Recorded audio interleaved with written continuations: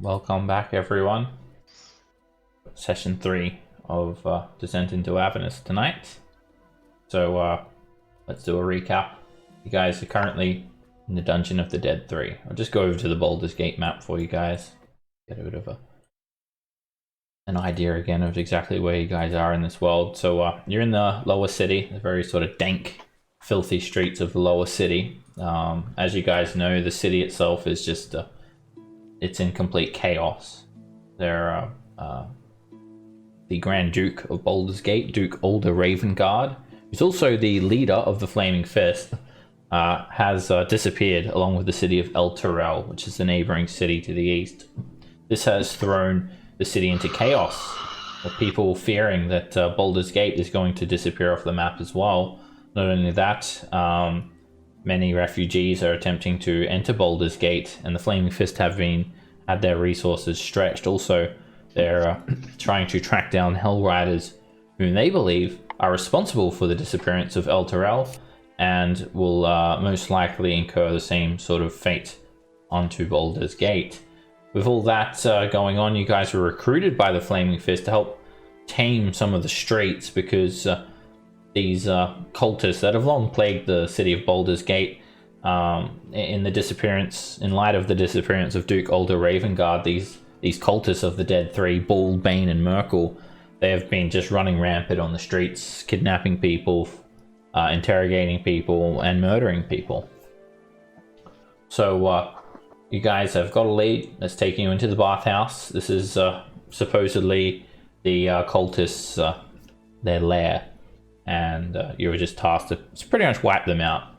Kill the cultists, dissolve their lair, and then you'll get paid 200 gold pieces each by Captain Zodge.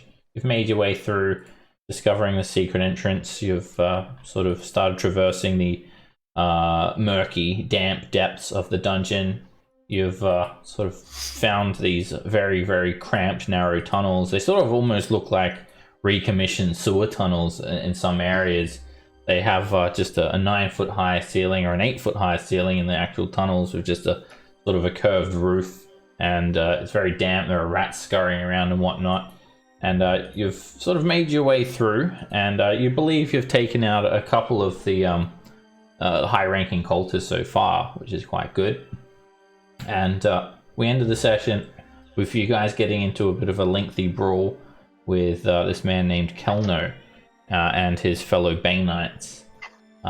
They were very tactical, being Baneites. They revere sort of the god of tyranny, so they weren't going to go down easy, but eventually you bested them. And during that fight, after rescuing Vendetta Cress, a tiefling who was laying unconscious on the ground that had been torched, you guys actually lost for Ganesh. And we ended the session with Nico sort of yelling out, "Ganesh!" and running over to tend to Ganesh. When you lean down, Nico, you see poor little Ganesh's trunk it's gone limp. Or maybe it was always limp. I'm sad for him. Hey, look, someone took the elephant's tusks. Alright, so we've got Ed playing a new character. He decided he'll make a new character in light of his character dying. So he's going to be playing as Raven. So with your character there, Ed, pretty much I know she had the sage background. And as part of your background, you actually have like this note as part of your starting equipment. That's like a note from your friend or something that you've not been able to solve. And you'd receive this note by way of a raven, a black raven, not Ruckus, but another black raven, an actual raven, came and sort of just dropped this note. It was like tied around its little scrawny ankle. The note itself is looks like it's been sort of tainted. It's stained with blood, and the words are all written in Infernal. Whether or not you can read Infernal, you got it translated if you didn't. And I got Abyssal. Alright, well, you had to get it translated. So this is what the note looks like, and I'll read it out to you. It says, Raven, my friend, I don't have long left in this world. Heed my words written to you in this note. You must travel to the Smiling Nymph bathhouse in the lower city of Baldur's Gate. There is a dungeon hidden underneath it. Follow your fate into this dungeon. I have made a deal for knowledge and guidance. My source tells your path will lead to the only means available to prevent Baldur's Gate from falling. It is time now. It just turned black. Goodbye, my friend. Winter is coming. Your friend was actually in El Terrell when it fell. And so, fearing, that Baldur's Gate is going to fall into a similar fate, you've followed this note, or what the note's told you to, suggested that you do, and it's led you to this area here. So we're going to say that your characters will introduce each other, although you don't have to roleplay it, and then whatever you want to share about them, that will be done sort of off screen per se, around dinner or whatnot.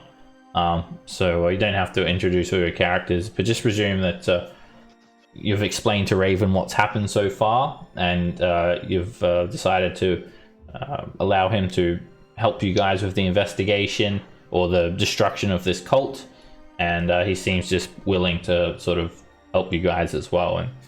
And you can introduce your character, Raven. Okay. I am Raven. I was born at an early age, and my city recently disappeared when I went to it, and all the refugees were coming to Baldur's Gate, so I too came, hoping to find clues as to what's happening, hearing rumors that it may happen here as well. So I'm trying to find out what happened to my city and hopefully stop it from happening here.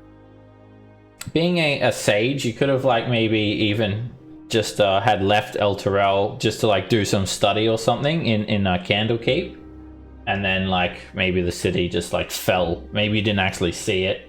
You didn't actually see the fall of the city, but you quickly learned. You'd made it to Baldur's Gate because you have to go to Baldur's Gate to get to Candlekeep. So you went from El Terrell, you came to Baldur's Gate, and now you're stuck in the city, and then you received that Raven message, so that's led you here. Okay. That works. So let's turn off this peaceful, happy, sort of chill music. Get back to this dungeon music. Okay, so here you guys are. You've just defeated 5 cultists, 3 of these Bay Knights, and what looks like the leader of the Bay Knights, Kelno. So you've defeated the leader of the Bay Knights and the leader of the Merkelites. So that means there should be one left. I don't know. It seems like a fair day's work we put in already. Hey, come on, Just a clerical note. Ed, do you still want to keep doing party treasure? Or? Yeah, I'll keep doing it. Okay. So we instantly meet you and then relinquish our entire fortune upon you. Exactly. I just got a good feeling about him. I'm very trustworthy. Would you like to buy this camel? Watch out, your face. So there are 5 dead cultists on the ground here as well. They all wear very fine-looking armor, and they have these black wooden shields with this black handprint painted on them. You guys haven't searched them. Could I search the leader, see what he has on him? Sure. And also just presume you guys have already done the whole, oh no, Ganesh, you died, weeping and blah blah blah. You don't have to roleplay all that out. They step over the body. I'm pretty sure he was just an animal, so the Circle I'm not of as Life. sad as it's Circle of Life and all. Lion King playing in your head. Yeah, after he's all done, I'll drop a bonfire on him and then move on with life. All right, this Bay Knight, Kelno, he doesn't have anything particularly special on him. He pretty much is equipped exactly the same as these other Bay Knights. He doesn't have any keys or anything else. But when you do examine their gear, firstly, you realize that their armor it's brand new. They've never even, this was the first fight that had in the armor. It's still polished. Still got the oil on it from when it was smith and whatnot, and finally polished for sale. So you can, you guys wanted, it's going to take you, if you want to take their armor, which is 5 suits of chainmail, it'll take you guys almost an hour. to fully get all that off. So if you wanted to like rest during that time, I would recommend that. Okay. Hint, hint. Yeah, I'm Decent amount of pretty coin. much healthy, so I can go ahead and start taking them off while everyone else rests. Okay. We didn't make it to level 3, right? We're still level 2. Not level 3 yet. After this dungeon, you'll be level 3 though. Okay, got it. Except So, for poor Ganesh, he'll never 5 get. suits of chain? He'll never get to level 3. Yep, 5 suits of chainmail, and you guys can all burn hit dice if you have any left during this time. 5 chainmail, 5 longbows.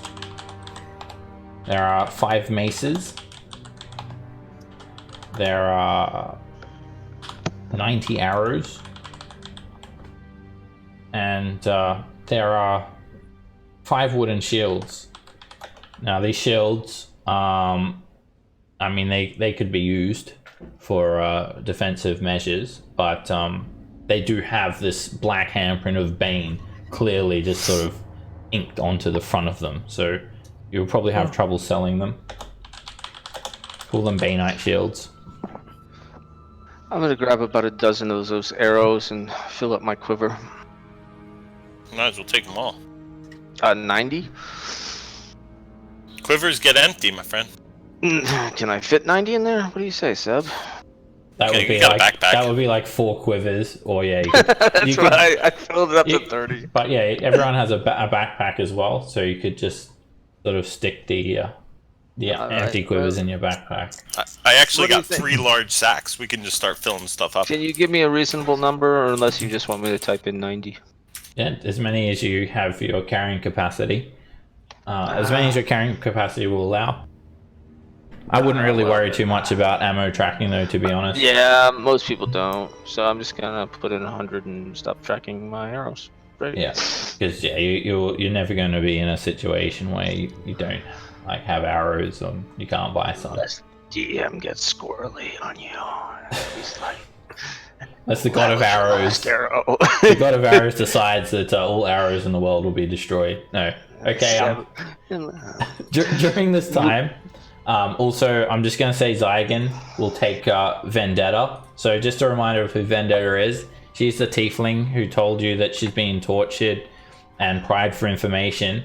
And when you sort of liberate her, she sort of swears to tell her contacts, who's like a noble family. She works for a noble family that distributes wines and spirits, and yeah, she will sort of spread the word of what has happened here, and she'll. So I kind of question her about the other noble here, and offhand I'd have to look it up in my notes what family he was from, but I just want to square up or just kind of get a sense of, because he was all pissy and stuff about, oh, you touched me and everything, and like to see if she can smooth over whatever that was going on. I don't want to get back up and get like sacked by all the flaming fist.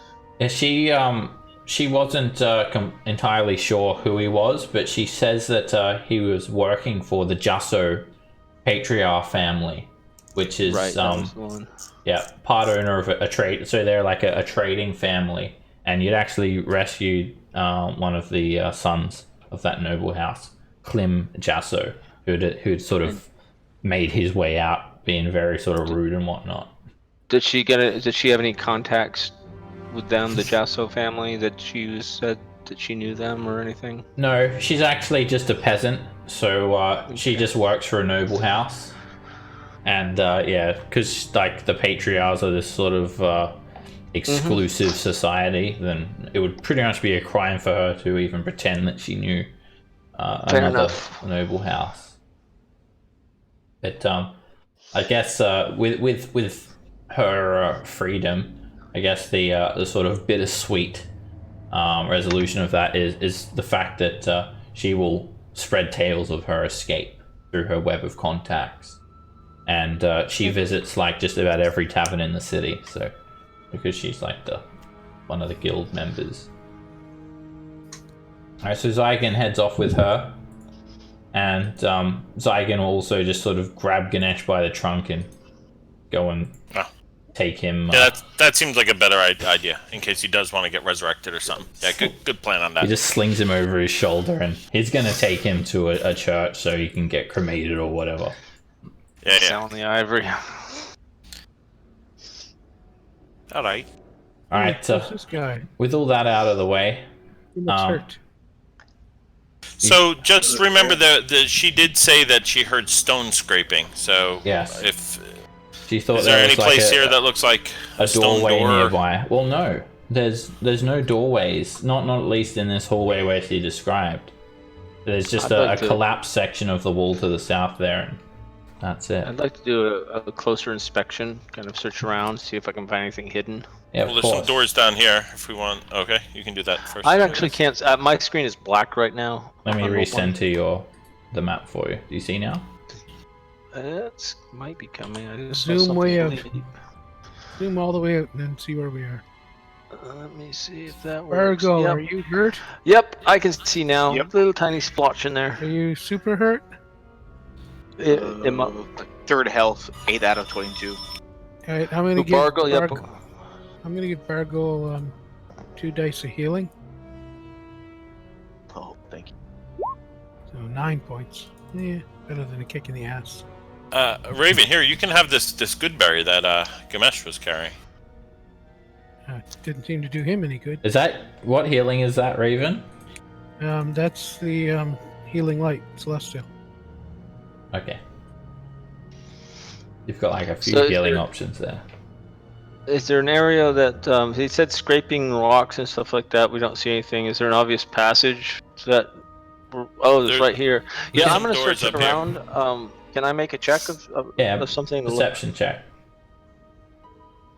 All right, Felix. Immediately, you notice a very, very obvious seam in the wall to the north here. It sort of almost looks like a smooth crack in sort of an arch shape against the wall, about 8 feet tall.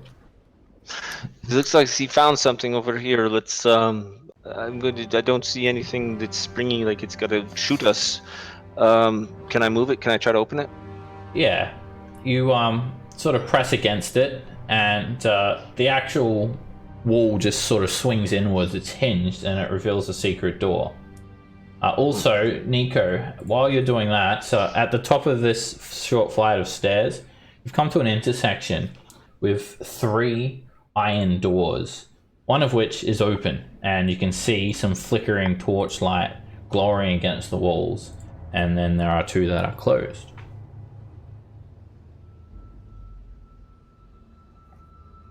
I mean, I'm sure we want to go up that way and all. I think it's a good plan, but we could also come back this way, maybe, and make sure that nothing's going to be sneaking up behind us. Well, I can go in here 20 feet or so really quietly if you guys be quiet and see if I can see anything, if you want. Or we can just go that way. Yeah, that's fine. Well, just stay here for a bit. I would like to stealthily move up through this secret passage. Yeah, you can, as you look ahead, Felix, there's actually like just a very, very slight drop down into some more of this dank dungeon water, and you can see these sort of swollen wooden beams bracing the ceiling, and you can make a stealth check and move up. The first thing you do notice as well is several torch stubs. They look quite old, and they're just sort of floating about on the murky water. So you can see a small alcove off to the east with another iron door. And at this point, you can hear some echoes of battle heading up towards the north. You hear this sort of like, ah! Ah! Ah! Some grunts. It sounds like there's a violent combat going on around the corner to the north. Some clanging of steel and such. Okay. I'm going to head back to the party and tell them exactly that. I'm going to say, nobody saw me, but I hear violence up there. There's people fighting and shelling. How do you want to approach this, guys? Do you want to go around this, or do you want to go... I don't know. What do you want to do? Let's go get him. Maybe we should take the side of caution, considering we just got out of a fight that killed one of our team members. How far up? Get away, it's careful, it's wet in there. It's sort of echoing off the hallway, sort of coming from the north, and then you just hear this loud sort of roar, like "Ah!" and then like a loud thump, and then someone just choking to death, dead, and then you just hear more combat going on. One less. Let's get him. On the other hand, this could be an ally of somebody that would be on our side. Yeah, enemy or enemy. It's your friend. All right, as you guys folks. come around the corner, beyond this hallway, you see another flooded chamber, and it sort of opens up into a largish looking passage. There is a section of the floor that actually buckles up above the water, sort of in the middle of this room over here, and it forms this small little island. You see corpses, blood, and douse torches floating in the water around the island, like a bloody scene of a massacre. And there are these two men circling each other with weapons bared. They're sort of circling the island, trading blows. One of the men is this tall, unarmored brute, and he has a great club in his hand that he wields in two hands, and he has a scarred face. Like half of his face is just sort of closed over with scars, and he towers above his opponent, but he looks gravely wounded. He is bleeding. You can see multiple puncture wounds over his body. And then the smaller figure is this man who just he looks very muscular. He's about 5 foot tall, and he's just got a bare chest, and he clutches a bloody dagger in one hand and then a torch in the other. But there is one discerning feature. He has no flesh covering his skull. It's completely skeletal. And as you guys enter, the sort of skeletal figure turns around and sort of hisses, and he sort of exclaims in common, "Your men have arrived, Mortlock," referring to the larger brute, saying that like you guys are his men or something. You've arrived. Lord Mortlock. We're in initiative now. So, Raven, you are up first. Okay, and they were fighting? Yep, they're still fighting. They're trading blows with one another. Lord Mortlock, I will save you. He sort of looks over as he's like trying to fight off this skeletal figure. And, alright, you run in, Raven, and you take a shot at the skeletal figure. And you hit him. Woohoo. Alright, the beam just crashes into him, and it just sort of hits him in the torso and sort of bruises his flesh a little bit. Felix. So this Mortlock, was that the Lord, the one that was the boss of the Iron Flaming Fist, or? Nope, the leader of the Flaming Fist is Duke Alder Ravengard, and he was in El Terrell when it disappeared. He's gone. And so, Mortlock, do we recognize this? Do I recognize that name? No one knows who he is. No one's met him before. Raven just jumped in and said, "I'll save you." Yep. Mortlock. Yeah, trying to get on his side. Yeah, we don't know who he is, but we just met Raven. We kind of had a chat with him down here, and he seems he cool. Doesn't have he doesn't have a skeleton-y face. He doesn't, and that's also true. I mean, he doesn't have a skeleton-y face. I mean, he might not be a good guy, but the other guy definitely is not a good guy. Yeah. Well, we already pissed him off, so I'm gonna fire a short bow at him. You're around the corner, Felix. Do you see where you are on the map? I do. Yeah, so you don't have line of sight. I mean, I would want to move into line of sight and sit there, obviously. Okay. Just make sure you move before you do your action. Understood, sure. Alright, that hits. So my short bow does... Alright, Vazh is going to use his reaction, and he sort of turns around, and as the arrow is flying over towards him, he just holds up this hand, and he sort of just hisses out this breath, and he uses his reaction to reduce his damage to 0. That is completely... The arrow just is just sort of necroticized out of existence. And now Vazh actually looks around. "Oh, you're lucky, Mortlock." and he disengages, and he moves like...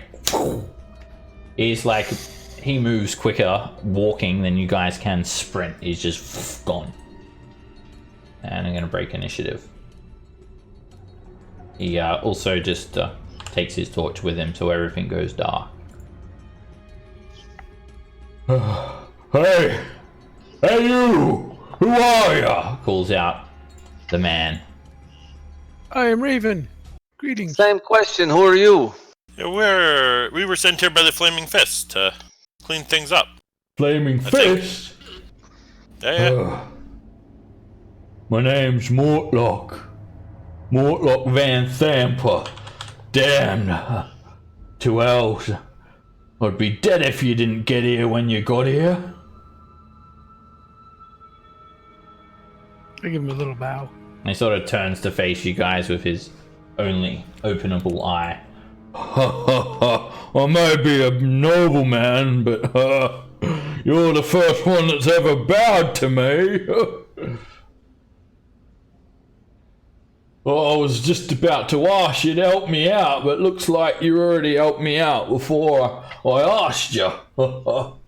Well, Flaming Fist, eh? What you doing down here then? Trying to... Killing cultists. Yeah. Well, These frankly, guys sir, be they made me. taking some of the friends away from here, so we were trying to break it up a little bit. Oh, yeah, them ones. And he looks down at the corpses in the ground. Yep, them cultists, alright.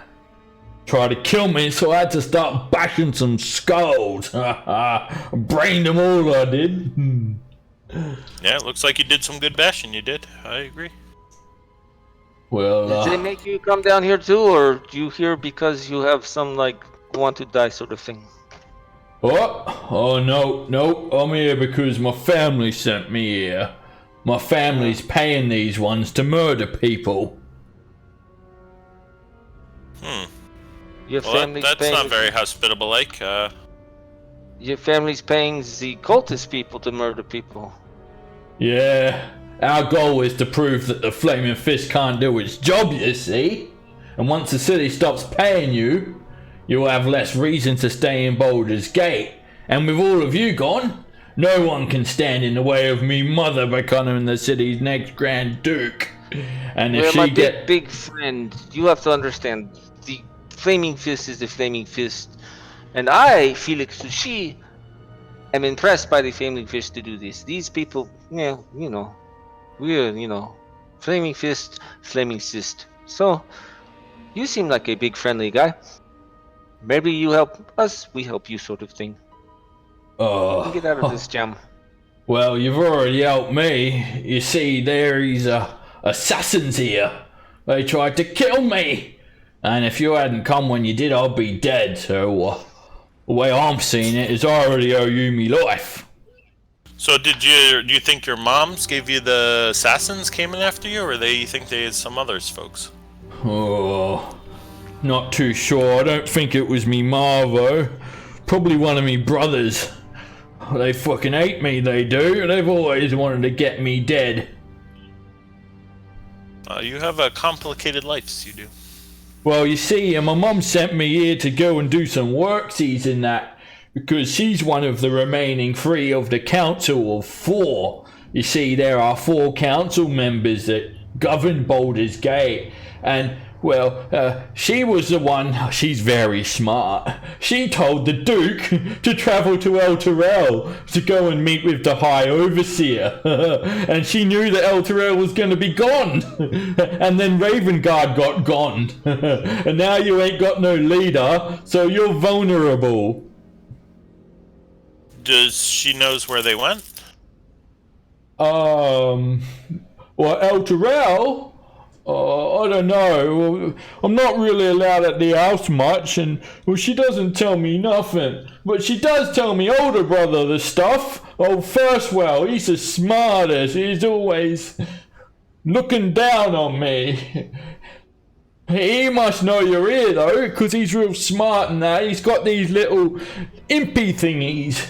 They go invisible and they spy on people. Oh, he's got this place under surveillance. and he must know you're all here. But he's all sick and green, and he never gets out of bed.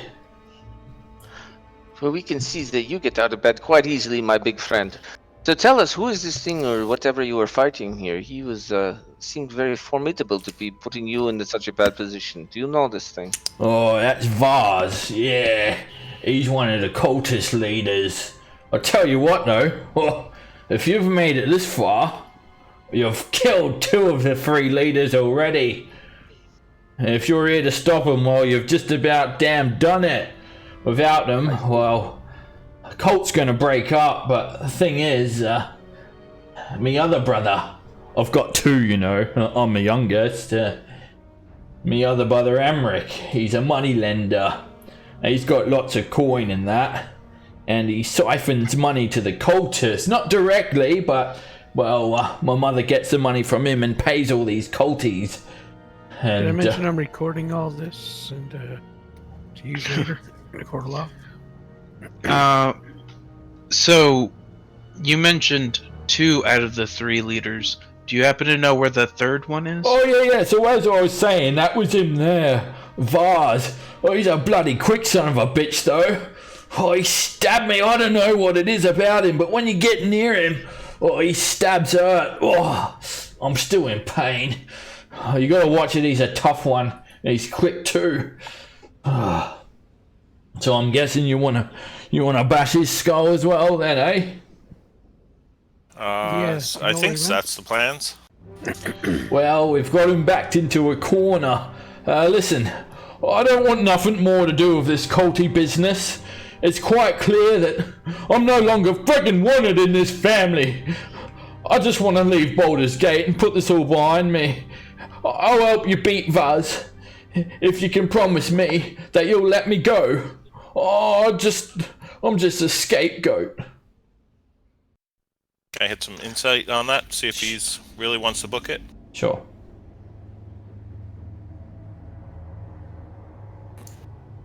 Oh yeah.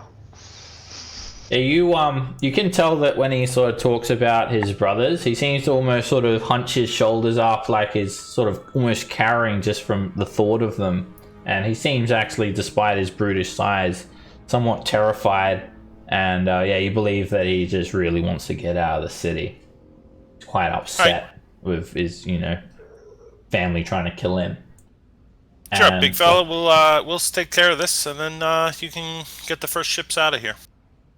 Oh, thank you. The cultists, they keep all their treasure up there. And he points to this stairway. This room itself, it's flooded, and there is just a set of rough-hewn steps climbing up to the south, to the north, and to the east.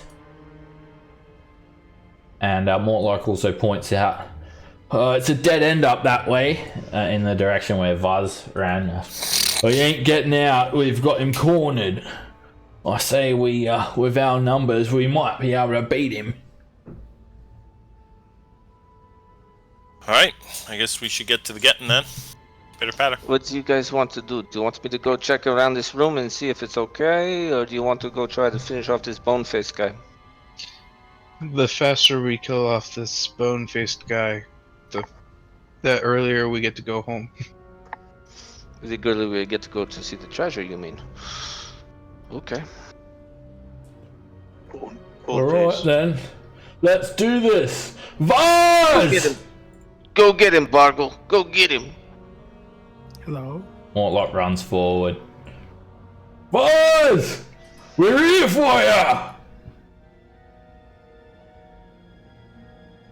As you guys head up the stairs here, you come to a room that looks like some sort of covenant. There are these burnt torch stubs littering the floor, and the western end of this hall is occupied by these 6-foot tall statues, 3 in total, and each one looks a little bit different. Each one is painted a different color, and you just see Vazh standing before this center statue that looks like a heavily armored man.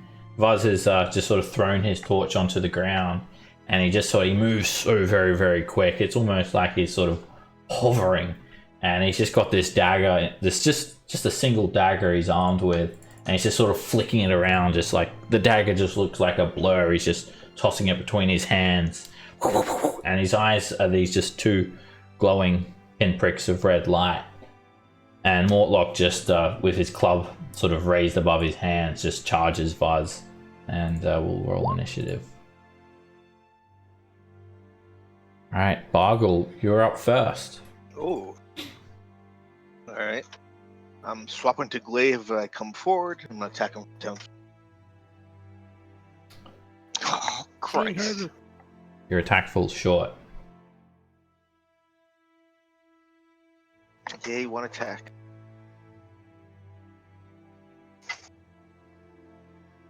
Raven. Alright, little sidey steppy. And a little spelly welly. You don't have enough movement to get there, Raven, but you can go there. Oh. Because you've only got 30 feet. Alright, you send a witch bolt over at him, and there's just this crackling beam of energy just whizzes on by Mortlock, but Vazh just sidesteps, and the spell just dissipates. Take Nebbit. Nico.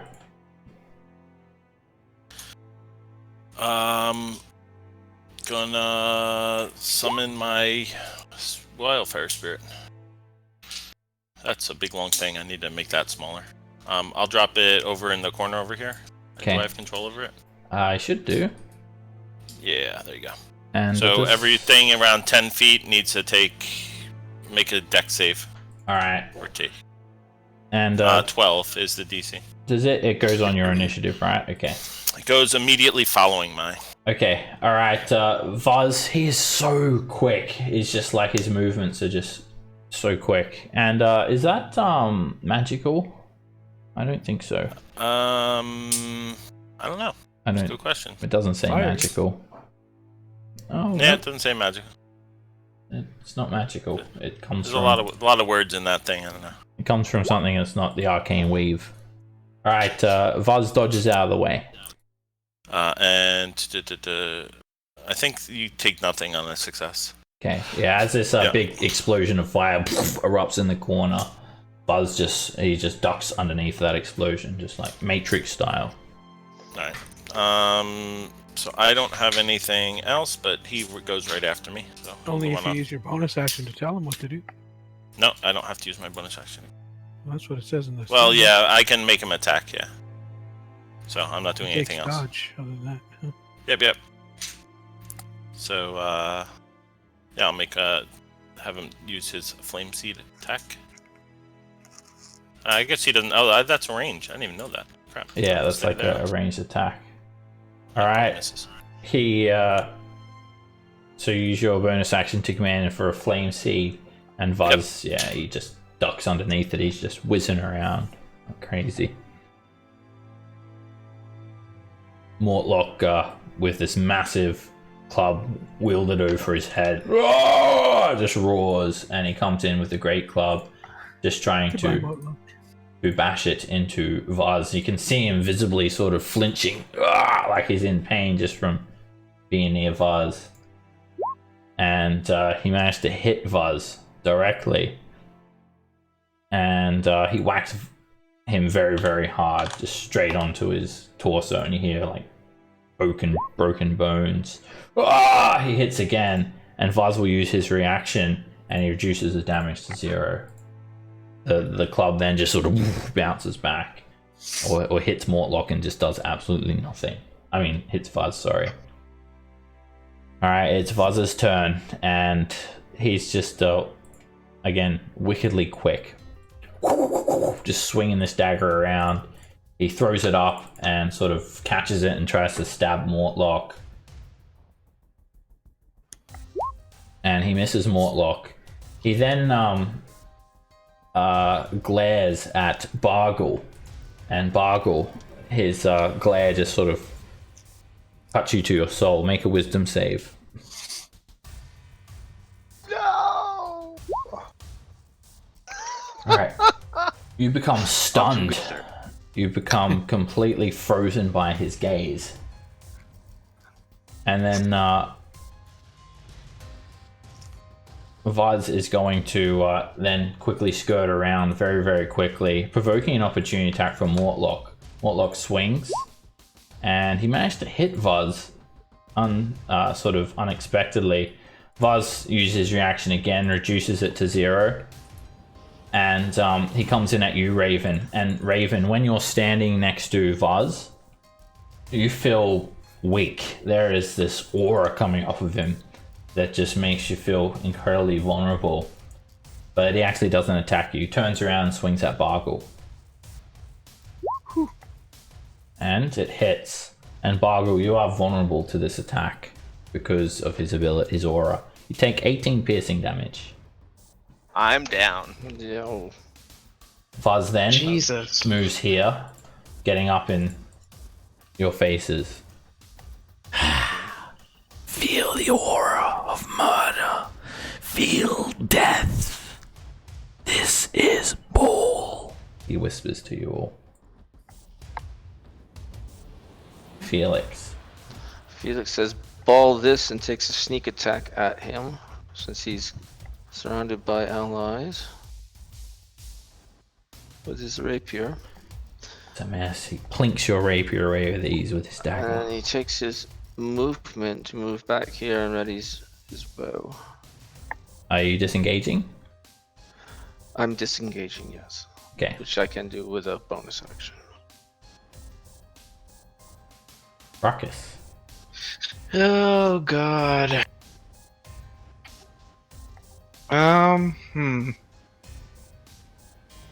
Both my attack options are ranged, so I'm assuming it's going to be a disadvantage, right? Yep. That's exactly why he got up in your face. He's a smart one. I had my moves planned out, and every time he did one, he moved. You take a shot, and he just sort of hits the pistol to the side, poof, and you shoot the wall. Yep, that's it for me. Bargle, make a death saving throw. Smart.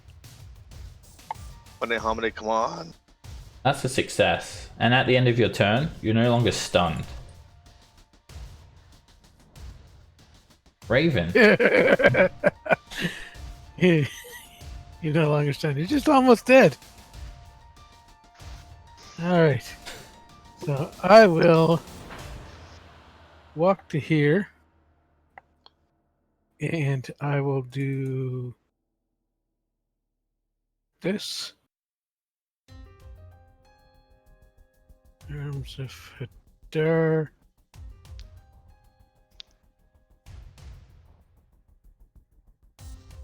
Hold on, Alright. I don't think I'm. Doesn't that hit everybody? In 5 feet. Yep, within 5 feet of me. So you're going to hit Bargle as well? Yep. And make him fail another death saving throw? Yep, I am. Okay. Welcome to the party. Thanks. Alright, you automatically fail that strength save, Bargle, and you take a failure on your death save.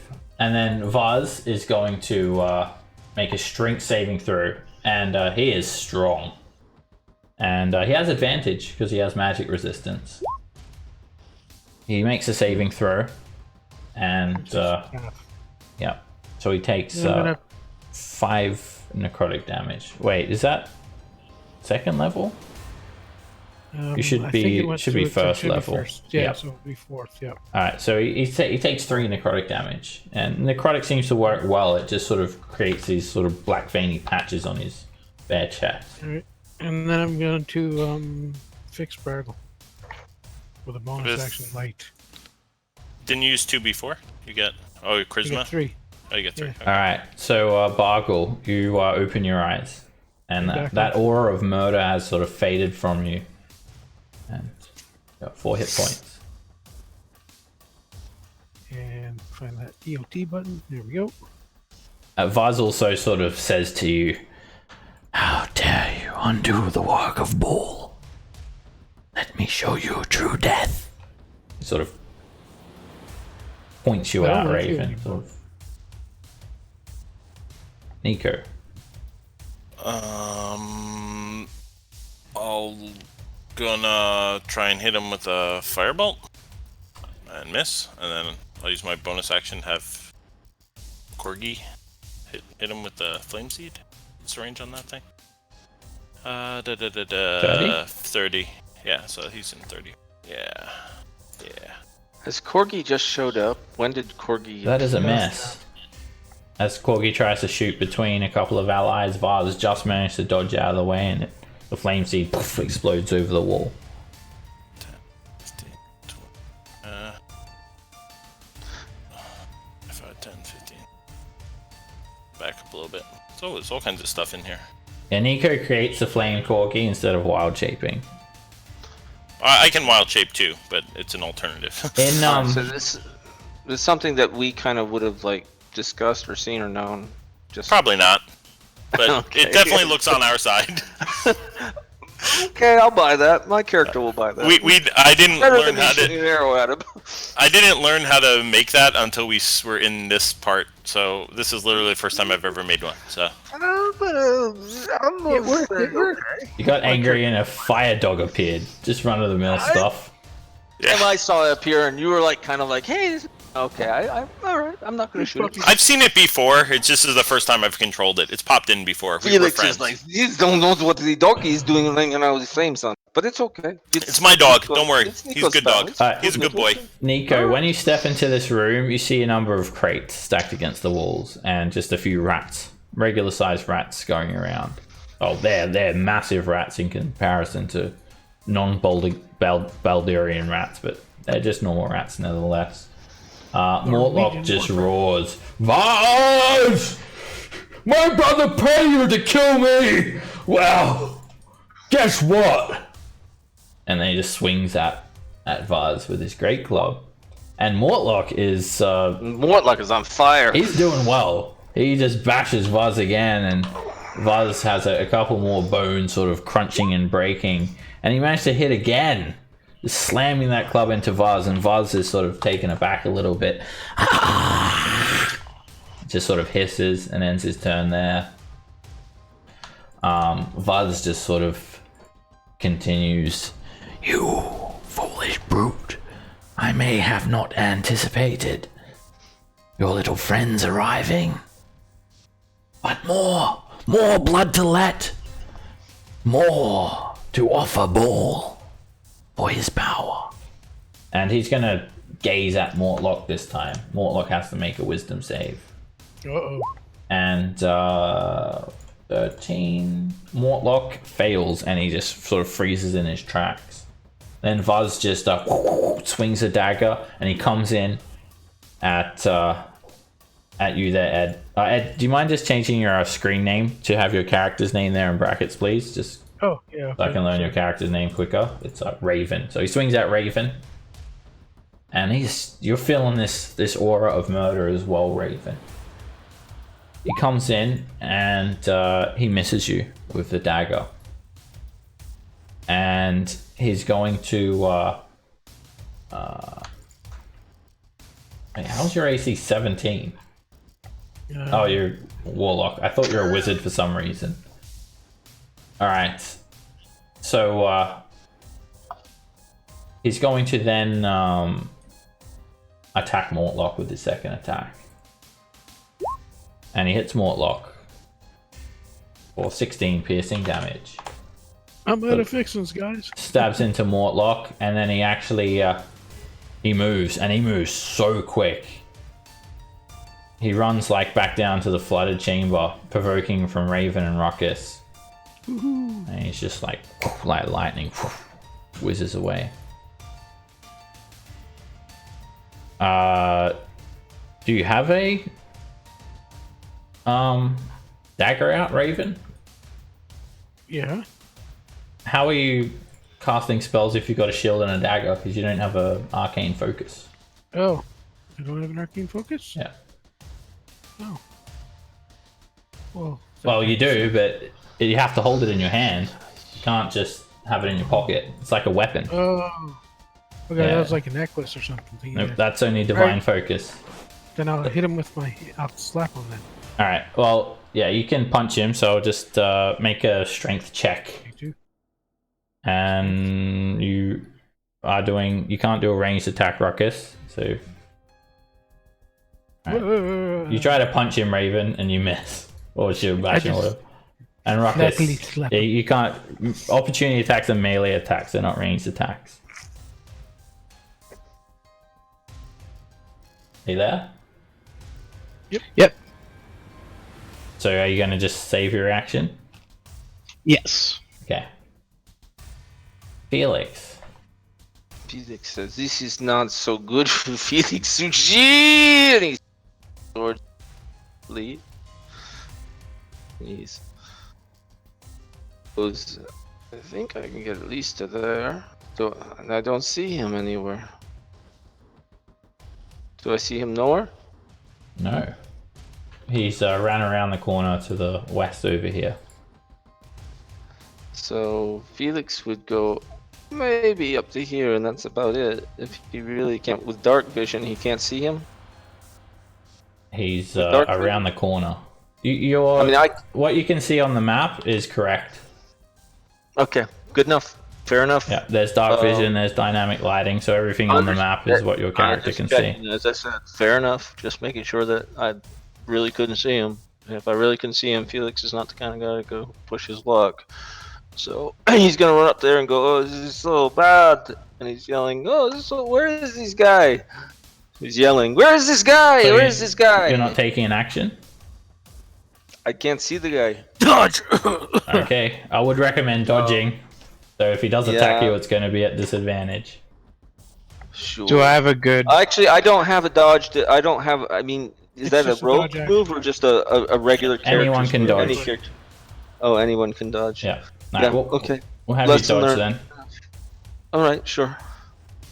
Alright, Ruckus, you come down into the flooded chamber, trying to navigate around all of these corpses that are just sort of sunk into the water and burnt torch stubs. You can see Vazh just sort of creeping in the darkness around the corner here. All right. And do I have a good sight on him? Yeah, he does have half cover.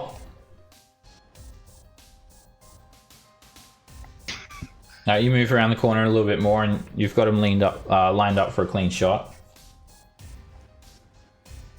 All right, you take a shot, and that's a direct hit. All right, the magical bullet just poof, sort of hits him in his like bony jaw and shatters away a piece of his jaw, and just this like sort of necrotic energy is escaping from that. He's wound. over here. He's hiding. And then I end my turn. Bargle. You can use half your movement to stand up. Yep, stand up.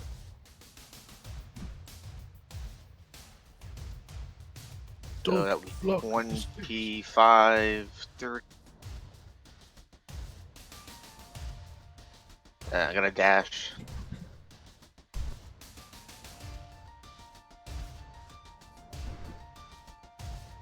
And I'm gonna stay there and block the passageway. Raven. 5, 10, 20, 25, 30. Oh, is that him? Yes, you can see just a slither of him, 3/4 cover. All right. Now from Toll the Dead. Okay, you do a Toll the Dead, and he makes his wisdom save with advantage from magic resistance. Yeah, The Dolores bell tolls, but it has no effect on him. Nico.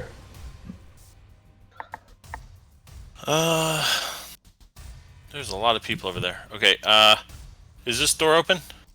10. It is closed, but you can open Does it. It's just another one of these iron doors like every other, and it opens straight up. And you just see a sort of a square-shaped room with a single large crate in it. And it follows a hallway with a set of rough-hewn steps leading down into the flooded chamber. And I'll use my bonus action to have Corgi dash. 5.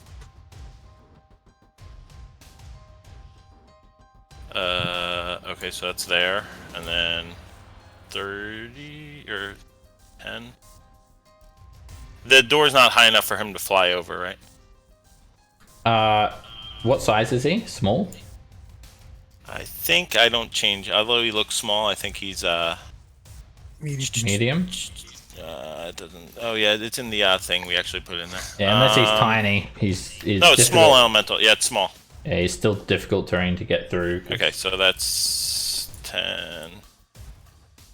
And the thing is here, can he fly on top of the water though? Or is that all difficult too? It's 9 feet tall in this room. The water's not difficult terrain anyway. 10, 20, 30. Oh, he sees a little piece of him over there. But I already used my bonus action, so he can't do anything. I can't. He's behind cover for me, right? I can't see him. Yeah, I've actually got to fix up the sight so you don't see through Corgi's eyes when it's not your turn, so you can see what you actually That's see. cool. Okay, so I'll dash too. So 5, 15, 20. You step down into the dank water of this area, and you see Vazh just sort of at home in the shadows in this corner. Alright, that's on me. Mortlock is stunned, and at the end of his turn, he's no longer stunned. Alright, Vazh sort of chuckles a little bit. Feel the dagger of Baal. Does it hurt? Oh, it hurts.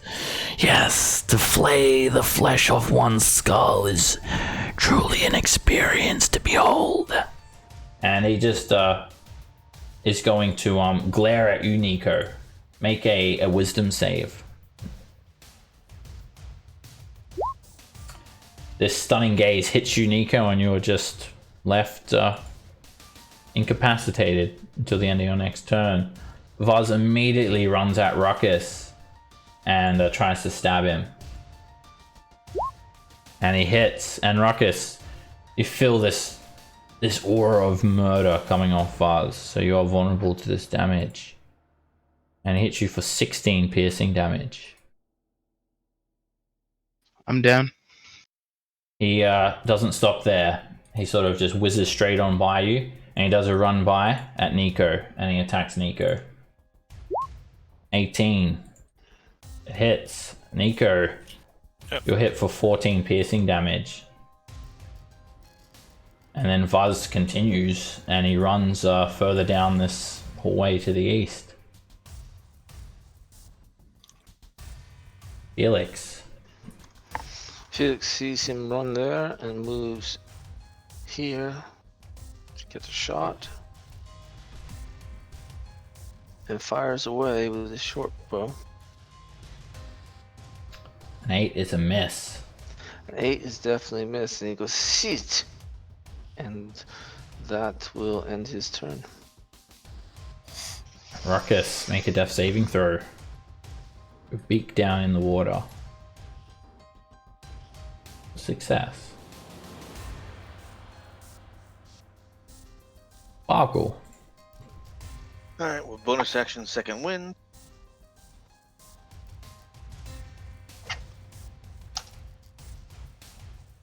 Alright, good roll. Max.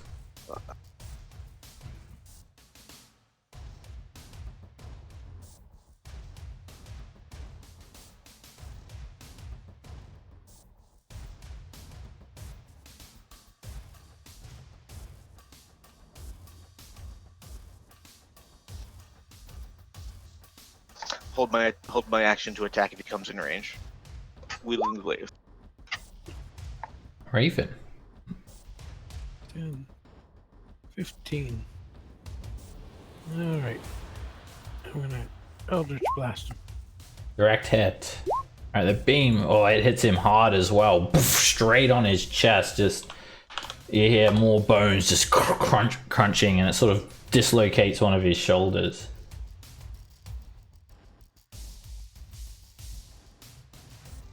Nico, you are stunned, and at the end of your turn, you're no longer stunned.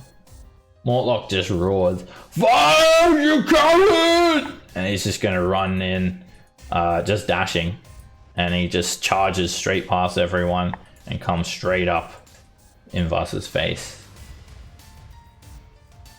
Vazh is going to glare at Mortlock with his stunning gaze. You guys have seen a few times already now. Mortlock managed to resist it, so Vazh just comes in with his dagger and tries to stab Mortlock. And he hits Mortlock for 18 piercing damage. He stabs Mortlock straight in the neck, and sort of scrapes the dagger across, sort of flaying up a bit of flesh. Ah, yes. For you, Ball. Now for more flesh, more death. And he charges in, just moving across the water incredibly quick. Straight at you, Bargle.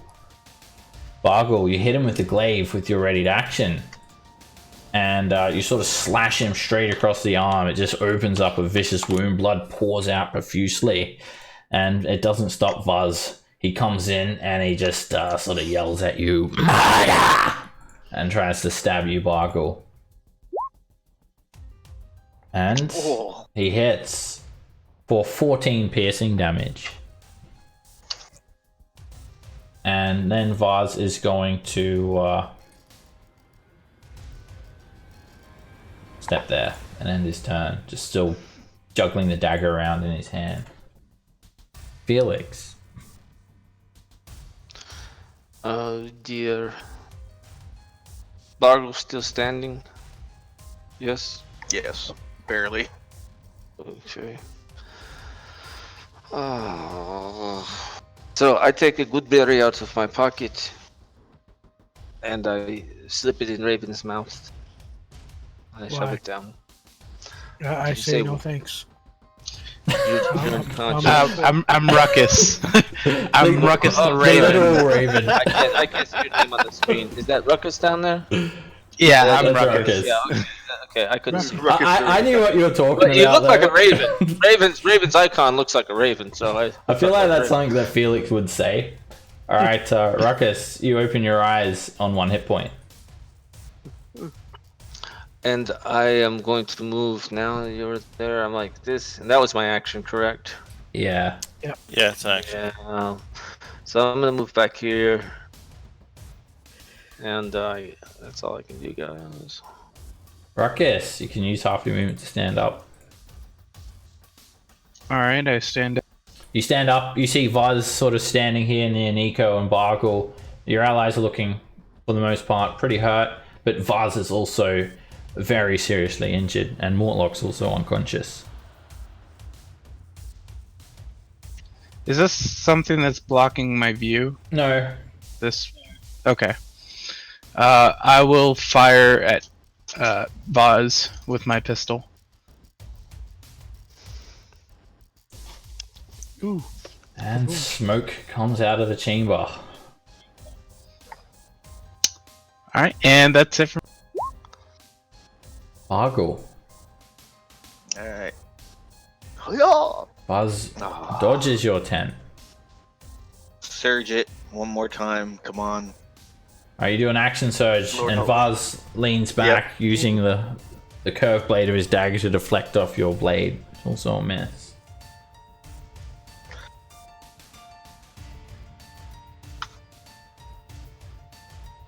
Raven. Alrighty.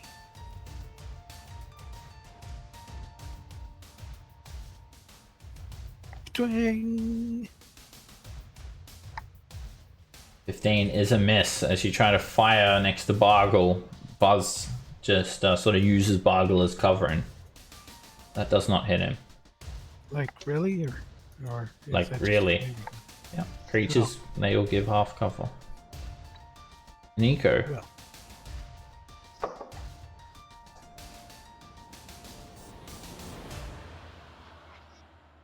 I will come over here, and I'll give a good berry to our fallen friend over there. Alright. Mortlock just sort of brings his head up out of the water and gasps. And then Flammy Puppy will come 2, 3, 4, 5. Flying over to here. And then I will say to our Mortlock, I'm like, come with us. You're in no shape right now. I'll fix you up. And then I'll use his fiery teleport. Wait! I'm gonna kill him! Just come with me. We're only going a little bit. Alright. He comes with you. Okay, so he has the Mortlock needs to take a save. I think Oh, he might takes damage. Okay. Yeah. All If he right. stayed behind, he would have taken damage. That's why I told him to come with me. Oh, yeah. Oh, you mean Vazh has to make a dex save? Yeah, Vaz have to take it. Yeah. Okay. All right. So you grab Mortlock, or the flame corgi just sort of makes you guys disappear with a little flash of fire. And Vazh, we'll just pop over to just a little further away, like down the hall here. Vazh tries to jump out of the way, but he fails, and the explosion of fire just completely immolates him, and he just sort of screams in terror, and he falls onto the ground. All of the flesh is burnt off of his torso, and you hear a hiss as he splashes into the water dead.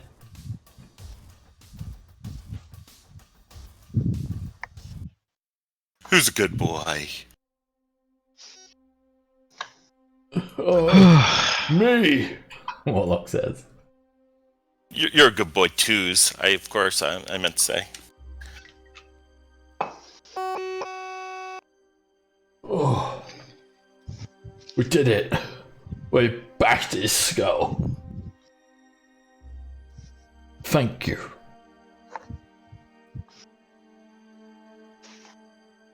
And he just grabs onto this wooden beam to help himself to his feet. I was gonna go examine the body. Is it like a human? Yeah, it's like a human. He's got like he's quite buff looking, bare chest, very muscular, male human body. And then just a completely skeletal head. I was gonna check, see if that's maybe a mask or something, making it like that, or... It is bone. You tap on it. You can make a medicine check, Raven. Because this looks cool, I want one. Alright, as you examine the skull, it literally looks like sort of what he said. Sort of he flayed the skin off of his skull. He's actually cut all of the skin off of his face, and obviously his god ball has granted him some sort of power. I guess his super soldier serum didn't work that well. I'm going to check these other corpses that are lying around here to see what's on them. Yeah. I will check the treasury. Okay. Alright. There's a bunch of boxes on up in here. So if you yeah, want us to come look at them. the chests are over here in this hexagonal shaped room, or octagonal shaped room, I should say. These bodies, they actually just wear these black robes, all of these cultists, and they have only one item on them, a single curved dagger, for a total of 4 daggers. The black robes are completely drenched and soaked with blood and are not worth really anything. The robes are probably quite large for a gnome. Yes. Yep, they're a medium humanoid-sized robe, and yeah, they're soaked with blood and they're soaked with water, and they've got stab wounds. Not really stab wounds actually. All their skulls are caved in, so just blood and brain is just all over them. Okay, I guess I won't try to bring one of those with us for espionage. You could, you take a look at it. You could definitely fix it up. All right, I'm gonna grab at least one and kind of yell out to anybody who's, hey, anybody want to take one of these? They might come in handy later on. I mean, if we want to kind of look like these guys. You could wash it, If dry anything, it, repair it. I mean, they look like kind of like uniform, like robes. They're not just your everyday, oh, I bought a black robe sort of thing, but kind of like cultist robes. They actually, if anything, they actually have this little symbol on the back of it. It looks like a halo of blood. You didn't notice it at first because there's so much blood actually on it, but you realize it's not actual blood. It's just a red pattern. Yeah, if anything, go I'll ahead and grab it. Okay, you can So get that way some we have proof. 4 ball light robes. Ball and robes. Ball light. Alright, we'll go over to Bargle and Ruckus, who have come up into this area. So just a short flight of stairs climbs up to this octagonal chamber, and there are 4 wooden chests one against the north and south wall, and one against the west and east wall. And each one is got a big padlock sticking out from the front of it. I do have thieves' tools. If they're Go for locked. it. Alright. All But the you time. got skills. You got the skills, though. I would assume so. Yeah. Pretty sure Artificer can be proficient in thieves' tools. Yes. I think you get to choose So- like a couple or something, right? Proficiencies. Mhm. So I will go ahead and unlock the one to the right of me. All right. This Can I one here. assist? You can't assist because it's like impossible for two people to pick a lock at the same time. But if he fails, you can certainly try as well. Oh, okay, fair enough. All right, Ruckus. Yeah, it's a pretty simple padlock, just like what you'd expect to buy in a store. And you manage to get all the tumblers. You unlock it, and inside, it's packed full of silver, thousands of silver pieces, and there are these little gems intermingled, these little greenish-colored gemstones. All up, there is 1,250 silver pieces and 10 eye agates worth 10 GP each. Wow. You're getting this down, right, Ed? Yep. Okay. Post it there for you. Okay. And weighs about 40 or so pounds. But, I mean, you guys... did I give you guys a bag of holding? Yeah. Yeah. So, there you go. You don't have to worry about weight. That's one box. Margle's Go just watching open up. because he has an axe. That's it. I'll go try open. the one at the bottom. All I'll right. try the one at the top, if that's all right. Yeah, both of you can make thieves' tools checks. Ruckus, yeah, there's just a one. Well, actually, the entire lock is just giving you trouble. You cannot get any of the tumblers, and it's the same situation for you, Felix. Just Felix is like, this is a piece of shit, and he throws his tool. Is it- This piece of Is it junk. possible to try it again? no. Can we try each other's? You can Margot, try can- otherwise. You can try once, but you can try like You each can try- other's. Go Yeah. Try this one. Margle's Yeah, good. try. Let me try this one. You try that one. It's a piece of junk. Okay. These tools. All right, you guys swap, and Ruckus, you can't get that one either. It's just that the final tumbler, it's just not unlocking. But Felix, you mess around with your thieves' tools and click. You manage to See, unlock that nothing to chest. it. It's just what it is. In this chest, there are thousands of copper pieces, and there are quite a lot of silver pieces intermingled with those copper pieces. Now, what you do notice on top of this mound of coins is a very delicate-looking porcelain mask that looks very draconic in nature, like a dragon's head with the crest and whatnot. And there's 2,400 copper, 500 silver, and the dragon mask is worth 25 GP. I'll try the one to the left then if I can't open up the top one. Sure. I would pull out the orc picking tool crowbar and try the one north. All right, you can make an athletics check, Boggle. Before you do that, so you want me to give it a try to open? Everyone can use these Well, tools. he's in the middle of doing Everybody. it, like. All right, just as you turn around and say "Okay, Boggle," you just completely snap the Alright, The, that works too. padlock jobs. and the little iron latch that it has. All right, Good things so- that wasn't the Delatin Portland Masks one. Yeah, it's really. Well, we don't know yet.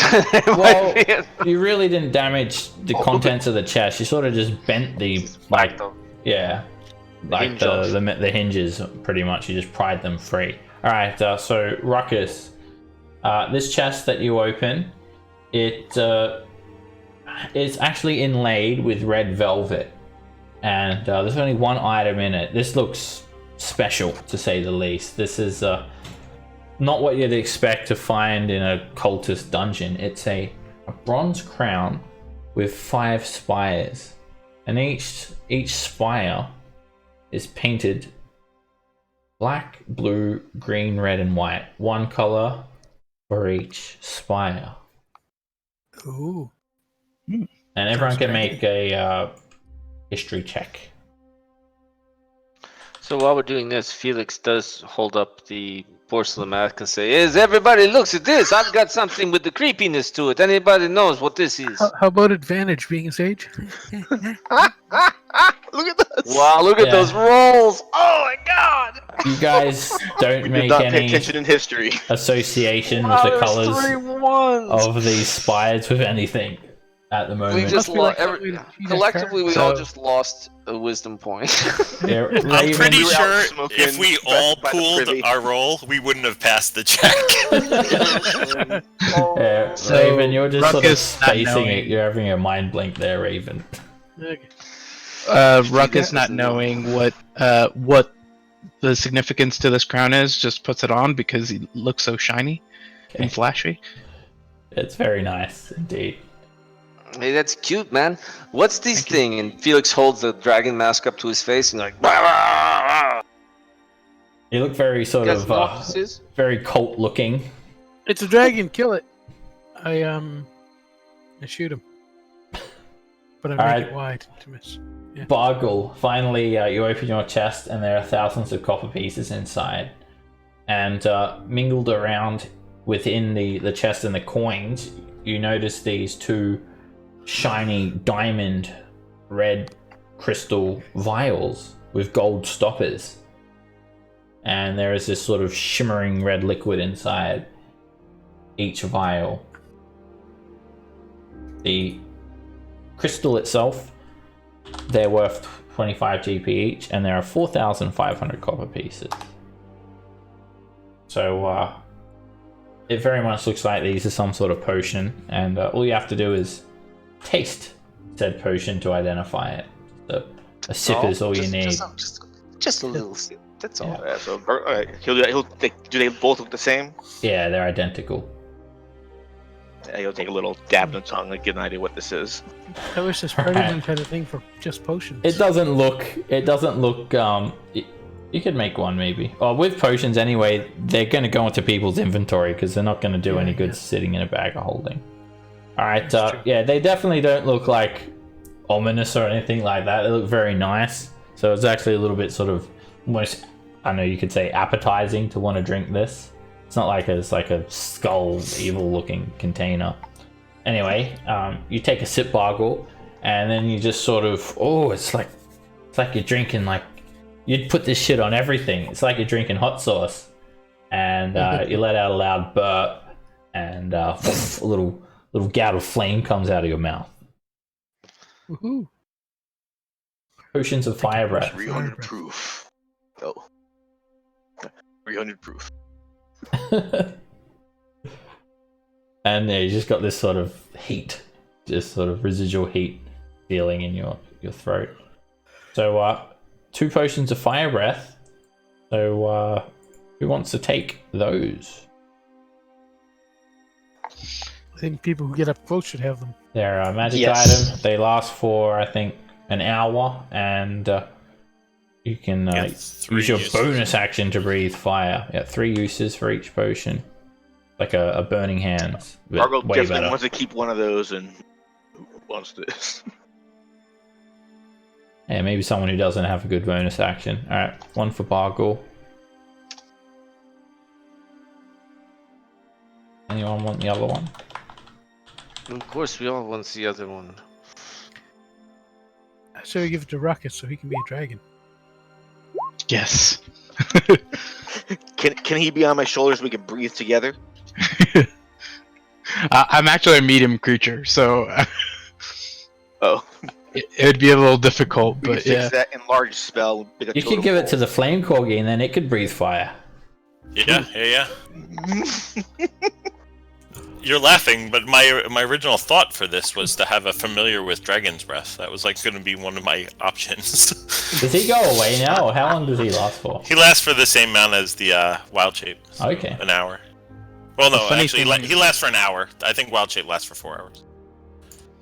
The funny thing is that next level I get a flamethrower, so that'd be really cool. Flamethrower on flamethrower action. Yeah. Go for it. Take it. Yeah, Have fun. All right. Thank you. I totaled up the amount of gold, by the way. You divided by 2 for the selling price. No, that was without vendor reduction. Okay. That's okay. I just put in the party loot. Yeah, it's all in the handout here as well. Plus whatever else you guys have procured. Okay. So there was like will wear some this. boxes up here too that looked pretty like full of things that could be alright, so looted. that was it. That was just the 4 chests here. Just very, very clean looking room, just very neatly placed here. And sort of Mortlock, like he just sort of rests against the wall. He's catching his breath. He's just got his head down. He's not saying much. But then he sort of comes up to you, Nico. Hey, little man. Yes. You really with the flaming fist? Do you all get sort one of of them flame doggies? Nope, just the really good boys do. Oh, I was thinking like flaming fist, and like you all get like one of them flaming dogs, maybe. Well, anyway. Yeah. So I'm really free to go then. You're not going to arrestorate me or anything. No, so I think we had the deals. Are you good at getting out of here? Do you need some monies or something to make some passage away? I don't think I'm good to get out at the moment. I'm bloody. Yeah, why don't you stay? You could stay with us, and we'll get out, and then once we get up topside, we can part ways. I gotta know. I think you should like to be our friend. You know, we're good together, and plus we don't like these flaming feast people. And we've got scores to settle. Do you like? Let's settle some scores. Just hang out with us a bit more, and we'll go and mess the people that messed you up. What do you think? All right, make a persuasion check, Felix. There we go with my awesome persuasion. He sort of shakes his head. Oh, I want to get out of Baldur's Gate. You don't know my brothers. You don't know my mother. When they weren't, I'm still alive. They won't stop. They'll have me dead. Oh, I'm leaving this city. I'm going to leave it all behind. Alright, but like, do you have any way of getting out of here? You got some monies or some friends or something? Well, I'll see. I've got a couple of friends, but I've heard that that's all blocked off the gates and that of Baldur's Gate. Maybe on the boats or something. You're flaming fist. These are the ones that block the gate. Can't you unblock it or something? No, but you should just find a place in the city to hide, and we'll let you know when you can leave. All right, I can do that. Is there anything else that you could tell us that could potentially help us with our investigation on maybe even your mother? Well, anything at all? My mother, she's one of the Dukes, right? Well, she's. I don't think she ever really mean bad, but she's just. She used to be a civil worker, just a hard worker like you and me. But she did good in her ways, and then she become the Duke. But I don't know what's gotten into her lately. Now she's talking about taking over Baldur's Gate, and she's into some bad stuff. I never want to say ill of me mother, but I feel like she's in a bad way. Maybe it's that. I don't want to say nothing, but I need to know. You've come to stop the cultists, right? You've got their leaders and that, but you see, me mother and me brother's the one funding them, and others are gonna take their place. Right. So if you could help give us any information that could prevent this from happening, you would be helping the Flaming Fist a great deal. What are you gonna do though? What are you gonna do to me mother? Do you love your moms? Yeah.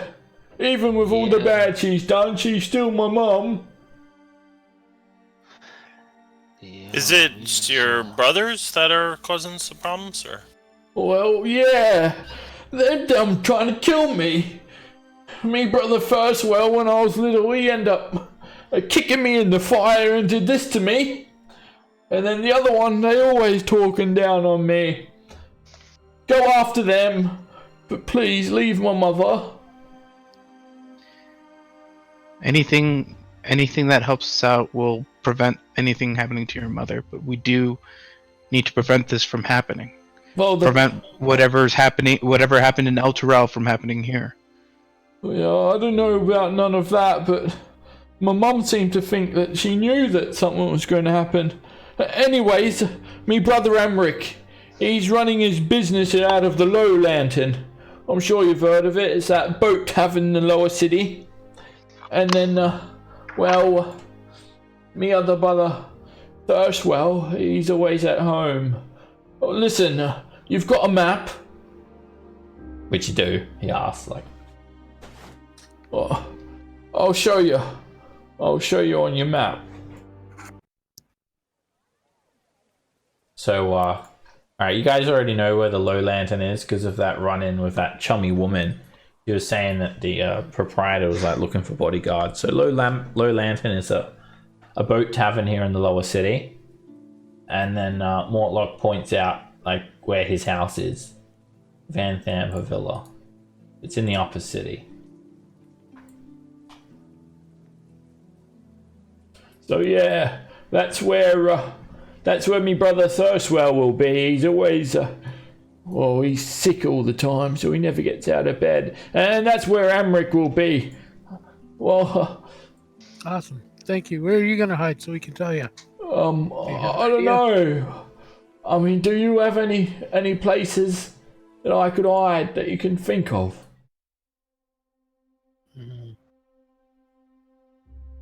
Well, there was that inn that was Where's the inn that we're before. staying? Yeah. What inn? There's a few of them. I don't know. My map just went blank. Elf Song Tavern. The One Elf of the Song most Tavern. famous. Oh. Alright then. Yeah, I'll get a room there. But at least see me out of this dank place, would you? Yeah. Yes. We're down here. Yeah, let's take him out and go. Well, I'll go back to the inn too to rest for a bit. Have a night off. Well, I'll just stick with you and do what you say. And then when we make it out, I'll head over there. And Mortlock joins you guys. Joins the party. Awesome sauce. Alright, just before we peek out, what's just a quick peek at whatever was in those crates, or? Okay. So there's just a single wooden crate here and a otherwise empty alcove up ahead here, Nico. And you just open the lid. It's like a hinged lid, and it's pretty much empty. But it looks like it was completely full of torches, with just 5 neatly sort of standing vertically up in this crate. 5 torches. Yeah, I meant more up in this room. That one I didn't even notice there was one there, but it's good. Oh yeah. Oh yeah. Anyone want torches? I'll take 2. Okay, you can restock torches there. That'll restock me, so. There's a heap of rats scurrying around in this room, but they're sort of minding their own business, just scurrying around, and they don't really get scared by your presence. And actually some of them start to sort of creep their way down to the corpses and start swimming around in the water. And so there are 9 wooden crates in this room, and you guys take your crowbars or just start lifting the lids off for ones that aren't sort of nailed down. And 6 of the crates are just filled full of packing straw. It's empty. 3 of them have rations, caltrops, alchemist fire, manacles, tinder boxes, and there I'll post them. 10 days worth of rations, 20 caltrops, 3 alchemist fire, 6 manacles, 4 tinderboxes, and a partridge in a pear tree. Oh no partridge. Oh man, how about a Pidgeotto? Oh, so we got a pear tree though. Yeah, there's a pear tree. So I'll take a flask of Alchemist Fire because I'll- it's fire. I'll take I mean, one as well. Okay, add those to your actual personal inventory. All right. And How many would were any- there? there's 3 total. There's one more. I will take a flask of alchemist fire. Alright, you can throw that in your would inventory as well. anyone be opposed of with me taking the bag of 20 cal? Yeah, go Nope. ahead. Have some caltrops. Alright, so this is what Alchemist Fire does. It's not that great, but you can throw it at someone, catch them on fire, and then they keep on burning. And there's actually another 3 crates. These are very, very small crates, actually. I'm going to take a 2 sets of manacles, actually. Fun night planned. And and the final couple of crates, they have 9 daggers. They are stylized sort of curved daggers. They look very culty, but brand new, never been used. And 4 glass vials with a red liquid in them. Same red Hey. liquid? No, it looks a little bit different. Whereas the potion of fire breathing sort of had this little sort of smoke rising out the top of the gap where the liquid sort of meets the air. These ones, they're completely full and they sort of shimmer a little bit, like a bit of a sparkle when disturbed. The kind of a red skull floating above them when you open it. Skull across bones. No, it looks pretty normal, and I'd say you guys pretty much identify them instantly as potions of healing. There are 4 potions of healing. Alright. I will take one of those. Okay, so one for... I'll take one of those 2. If anybody does. What's your name I again, Ed? will also- Raven? Raven? Yeah. Alright, so one for Raven, Just to maximize confusion. one for Nico, Felix will take one of those. He can dash around with them. He's pretty sure should have one. one for Felix, And Ruckus. and one for Ruckus. Okay. Add those to your inventory. And And then that's since Tilton's not here, I'm going to walk over and give mine to Varthok. to Mortlock. He sort of shrugs. Alright, I could use it. You're too kind. You're a good lad. And he downs it. Awesome. Oh, I feel a bit better. Oh, a bit sore. Oh, I hope they got some good food at that Elf Song Tavern. The best. You know what? I'll take one. Yeah. Well, there was one for Raven, one for Nico, one for Felix, one for... Oh no, man! Like actually. Oh, you're gonna use it. drink it? Oh, sorry. Yeah. Oh, yeah. I was like thinking, didn't you already take one? Alright, you drink it, Ruckus, and yeah, all of the scrapes and wounds that you'd suffered, they vanish. And you look fine, although you're still a bit weary. Alright, let's get out of here, guys. Mortlock doesn't though. Mortlock still looks like absolute shit. And there's also this other very ominous looking sort of Covenant area over in the corner here, which looks very, very culty indeed. You guys hadn't really checked out. Sure, I'll take a look. Is it over here? Check the statues. Yeah, it's in the western end of the this area. So yeah, there are 3 of these 6-foot tall statues, and they're quite obviously just made of wood. Each one is standing atop a 2-foot high block of red stone to make it look like taller and more foreboding. And each one is different. So this center statue, it resembles a heavily armored man whose face is hidden behind the fearsome visor of a helmet. And by now you guys can sort of identify these deities automatically. This is a statue of Bane. And I'll get those handouts for you guys again. Bane.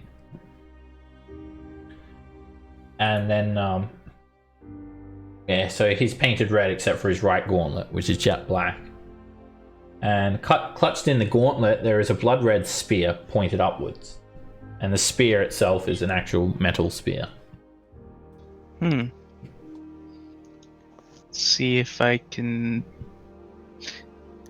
inspect it real quick before I grab it. Yeah, you can make a perception check, make sure it's not trapped or anything like that. Take a look, and the actual wooden hand is got like just a cylindrical hole in it, and the spear can come out easily. You don't see any mechanisms that could point towards traps or anything like that. Okay.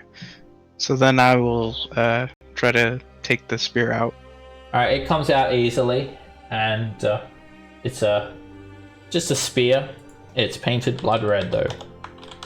It doesn't seem to be magical, like they've just sort of painted it red and put it there to make Bane look more Baney.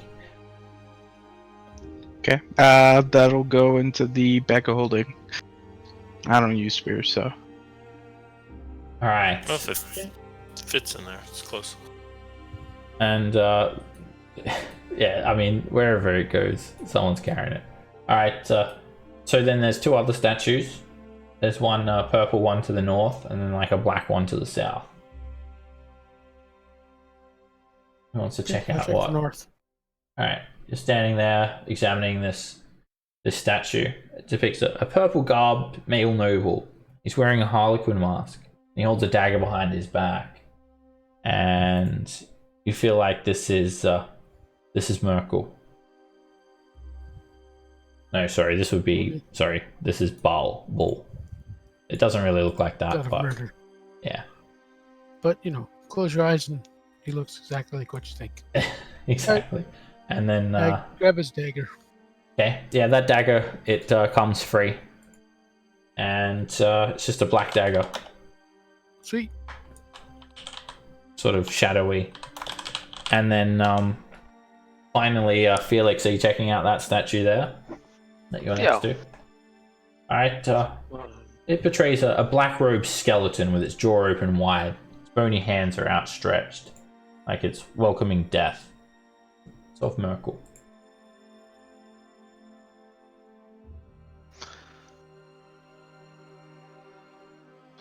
Does anybody want to stab it or something? No, I still wants to. Ruckus, I need you to make a charisma save now. And so, same with Raven and Felix. Oh, that's really not good. Alright, suddenly Felix and Ruckus, both of you feel compelled to kneel before the statue of Bane. Like you're forced to worship this god. Can I get back up? Yeah, it takes you a little bit of willpower to break away, but you do manage to after sort of kneeling there for a good 5 seconds. Like you've just something come over you and like Smack him in the back. Bargle looks like. What are you doing? Yeah, Bargle's probably looking at you guys a bit strangely and saying so is Raven. I just Felix got is moved murmuring to something kneel. in Gnomish. It's like, what the? This is weird. He gets up. Yeah, I move. Fuck away. This is Try to strange. destroy. I done. Yeah, shoot them till they blow up. Alright. Well, you said they were made of wood. Well, they're made of wood. Eldritch Blast, if you shoot Eldritch Blast at Raven, the spell just goes straight through it because it doesn't affect objects. It needs to have some sort of life force. Fine. But you Sorry, can- torch he dropped is still burning. Yeah, you could I pick it up probably and just start lighting one on fire. yeah, they're just resting on pedestals. So I mean, you could just knock it off or burn it or something. Spargle Is that smash. compulsion like a feeling Both. of? Like, how is that compelling? Like we're forced, or it was a? What was the Yeah, you're feeling? forced. You're It was forced very to kneel. Forceful feeling. Yeah. Okay. Felix goes and says, "This is stupid and ridiculous," and he runs up and he smacks one with his rapier. All right. Make an athletics check, Felix. Alright, you hit it with a rapier and great as hard as you can, and it sort of just stabs the wood slightly, but it doesn't actually even knock it off the pedestal or anything. This is ridiculous. We have to get out of here. He says, "This is ridiculous. This. I don't understand what's going on." That's where they all come and pray in that. I never really understood them and all that, praying to them godsies and that.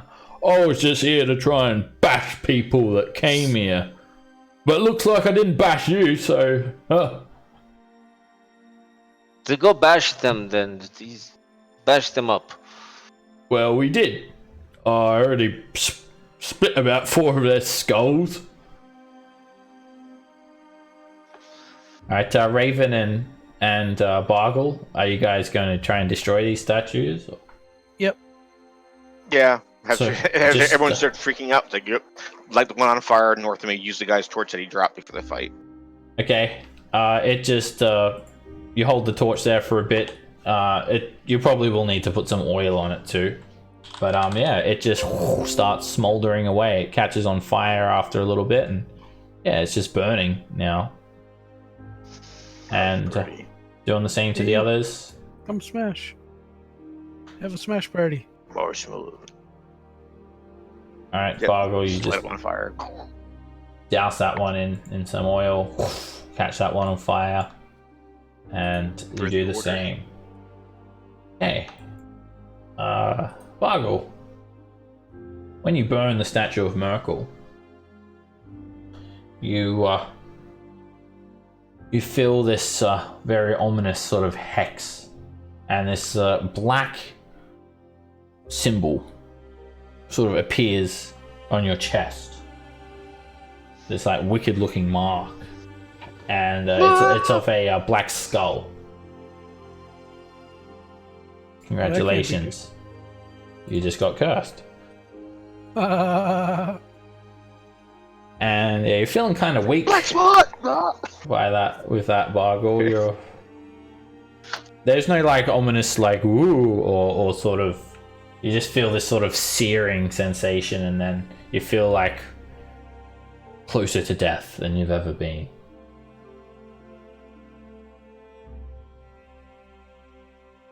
Alright, well, the statues have been destroyed, so at least cultists aren't going to gather here to worship these deities as well. Can we see this happening to Bargle or not? Well, Bargle feels it, so I don't know if he wants to, like... I don't feel good. If he looks at it, if he rips his shirt off or whatever he does, but... up to him. I'd probably just start rubbing my chest like, that doesn't feel good. Alright, so pretty much no, Felix doesn't know anything about it. It feels like a, almost like a brand. It's like a brand. The black skull. This is gonna be a, gosh, you'll never guess what's on my chest the next morning kind of talk. Hangover. Alright. Felix is already 90% freaked out by now, so... Well, you done good if you're stopping them cultists and that. Well, they're all dead then, I'm guessing, so, Yes. lead the way.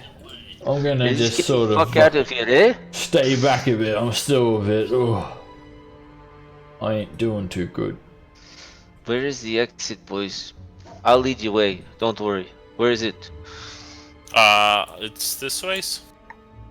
Down south, north, with down the way? Down around this way, and then back through the secrets. Where you guys came from? And then over, then Are down. we gonna encounter anything?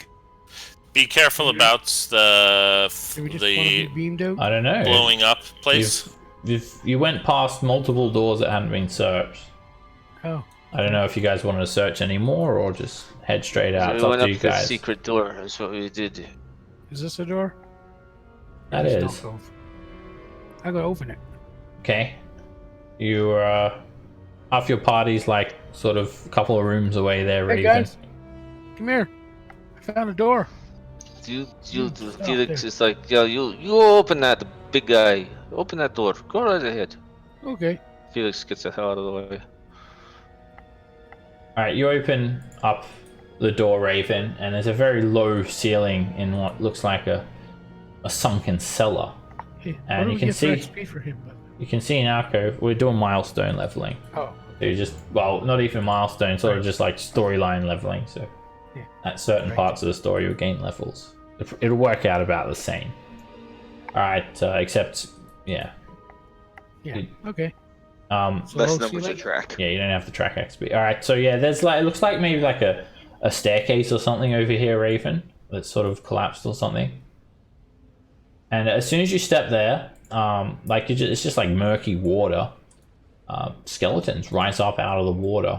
They have these rusted bits of armor lashed to their skin. They have these Hey guys, fun. sort of serrated looking rusted blades, and they just rise up like the bones have just animated, lashed themselves together in front of your very eyes. They sort of form together, and they sort of turn their skulls to you, giving you this wry look, Raven, and then Sweet. they proceed to try and stab you.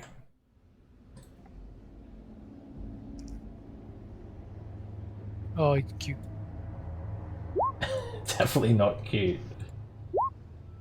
Alright, no one's surprised because Raven yells out, "Cute!" So you guys are aware there's definitely some danger. And you're up first, Ruckus. So it's coming from this room over here. As you look around the corner, you see two of these shambling skeletons sort of rising up quite close to you, just rising up out of the water. Alright. I'm gonna try to shoot at this one.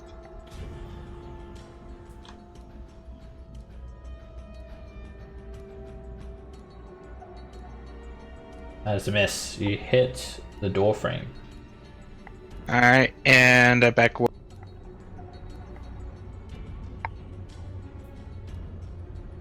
Here, I'll move Flame Corgi back. He goes. Does he go on your turn Immediately. or at the end He of your goes- turn? On. I think I just control him with my bonus actions. Otherwise, he dodges on my turn. Okay, so he just literally goes on your turn. All right. Yeah. This skeleton, it rushes you, Raven, and it tries to stab you with a rusty blade. Alrighty. Tetanus.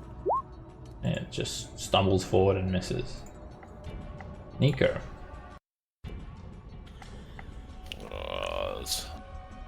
You guys got lots of peoples over there. I'll keep over here.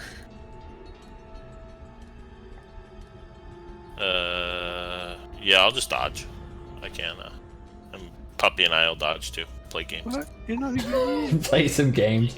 Raven, another skeleton rushes forward, and they surround you now. So you're actually like boxed in this room with no way to get out unless you Okay. cut your way through skeletons.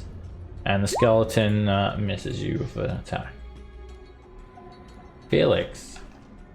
He's standing right next to Bargus, and he looks up at him and grabs his massive hands and says, Hey man, are you okay? And he waits I think half a so. second for a response. And I don't feel good. I Bargus, feel like that potion didn't hit me right. He said, something happens to me back there. It was really bad. I don't know. And he runs down here. That's my turn. Alright, you do realize that Raven's being like completely surrounded by skeletons, right? No, well, he kind of does. He kind of also wasn't really interested in opening that. Alright, well, your So, character yeah, does. sure. Your character knows that. But yes, his character Okay. really didn't want him to open that door. That's why he moved away when he Yeah. went up Well, to someone it. said- And by it. You, okay. Just keep that in mind that you guys are a party, so you should be helping each other out. This Yeah, skeleton. absolutely. Okay. There's different ways to help. Alright. This skeleton attacks Raven and misses. Okay. Bargo.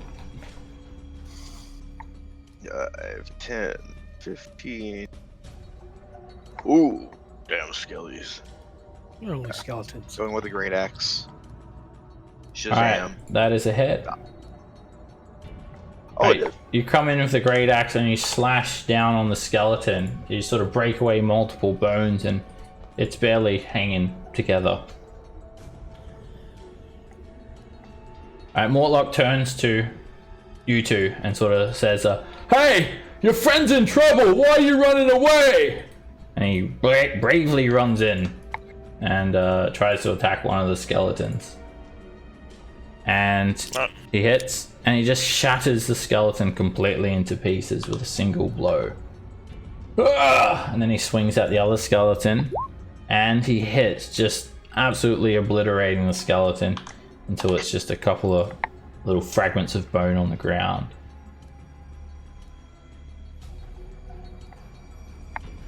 Alright, this skeleton's going to attack Raven.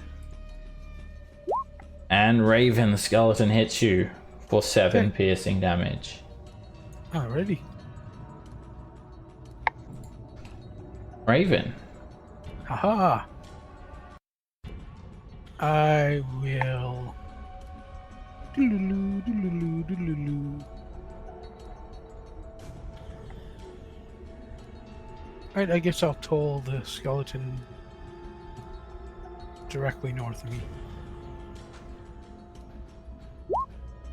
Alright, the skeleton makes a wisdom save, and he succeeds.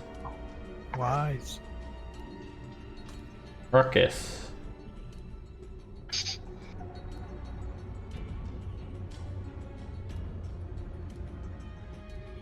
Right, coming into the cellar, you notice there are 2 skeletons against the far wall, just relentlessly stabbing towards Raven. I'll move here and I'll fire at this skeleton. That is definitely a hit. You take a shot and you knock away multiple rib bones. The skeleton's starting to come apart. Alright, and I move back down 1, and that's it for me.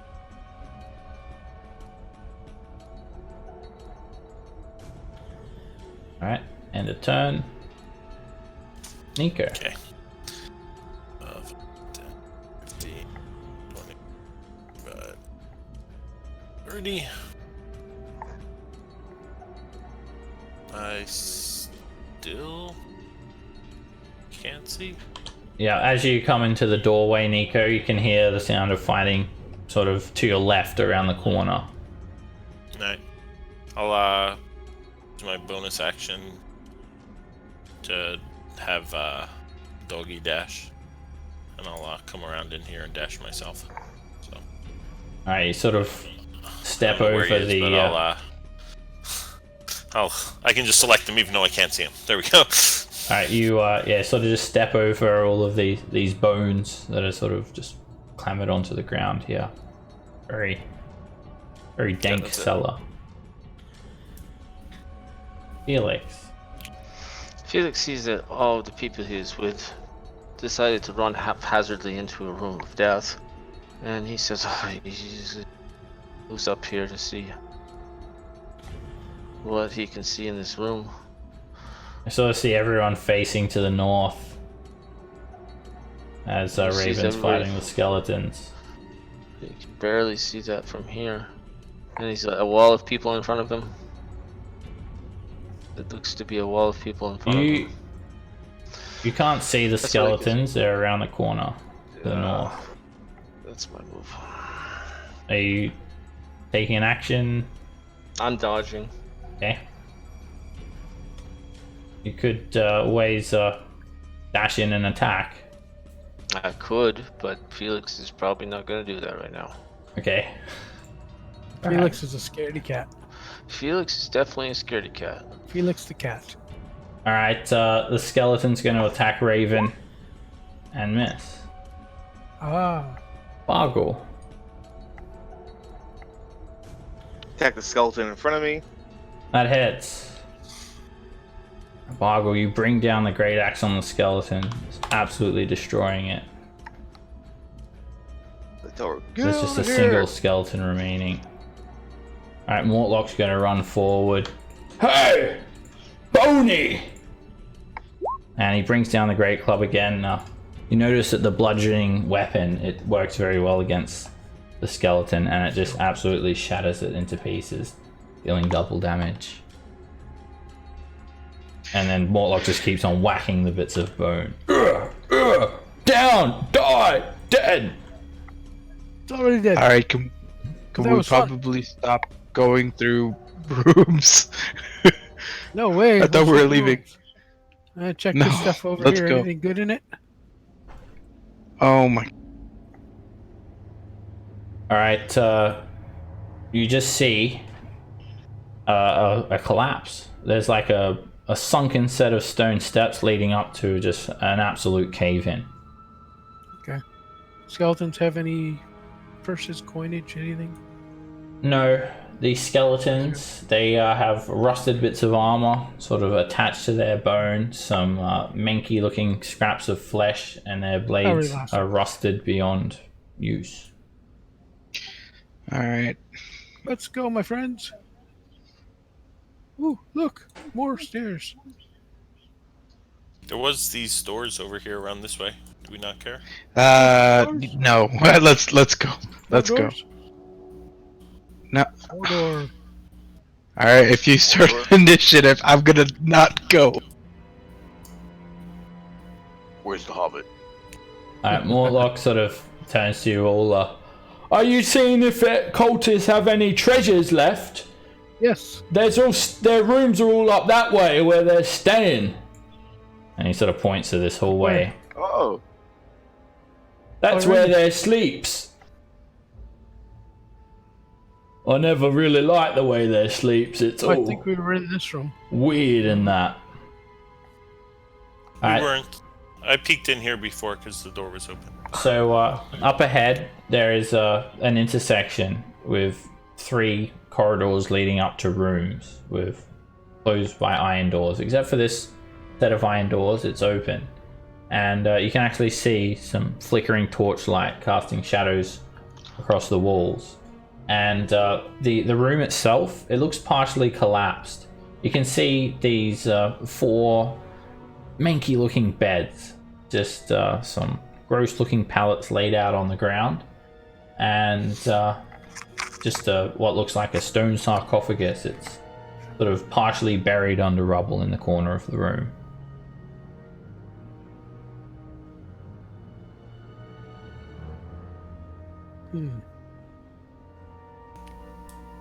Alrighty. Yeah, that's where they're sleeping in there. And the other rooms. Alright, Nico, you open this very creaky, old iron door. And there is 4 flickering torches in wall sconces illuminating what looks like a crypt. The middle of the room is occupied by a stone sarcophagus.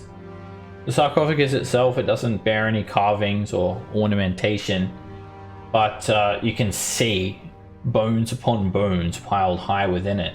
And even worse so, there are 6 dusty bedrolls lying on the floor around it. See, weird! They're sleeping around sarcophaguses and that. Sarcophagans. Eyes agrees. That's quite odd. Should we smash it? I mean, they're just bones. Weren't you like burning the other ones? Yeah, He did bone them. that's to give send off. These ones are already dead. Like once all the flesh is off the bones, then it's all right. Alright, well if you need something done smashing, you tell me. Okay, you're doing pretty good figuring that out on your own.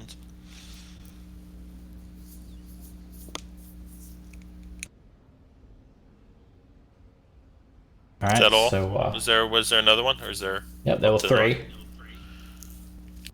One more. All right. I guess we'll. If no one else has opened it, I'll go open it. Alright, you pull open this door, Nico, and it looks like another crypt. But there's something truly ominous in this room. There's no torchlight, for starters, and the crypt doesn't really look like it's collapsed. But there is, in the middle of the room, an open sarcophagus, and it is filled to the rim with blood, with spillage streaking the sides of the sarcophagus, pooling around its base. And the lid of the sarcophagus is sort of just resting against the far side of the eastern wall of the sarcophagus, covered in blood. And there is a woman. You can hear her whimpering behind the lid of the sarcophagus.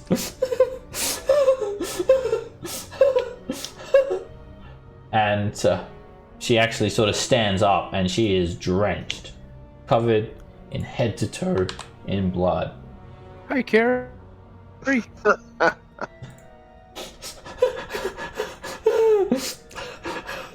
She's just sobbing and crying. Who might you be, if I can pleasure to ask your acquaintances? Help me! Help me! She just sort of starts crying. And Does she look like chained in there or anything, or she just kind of popped out of there? she stands up from behind the lid.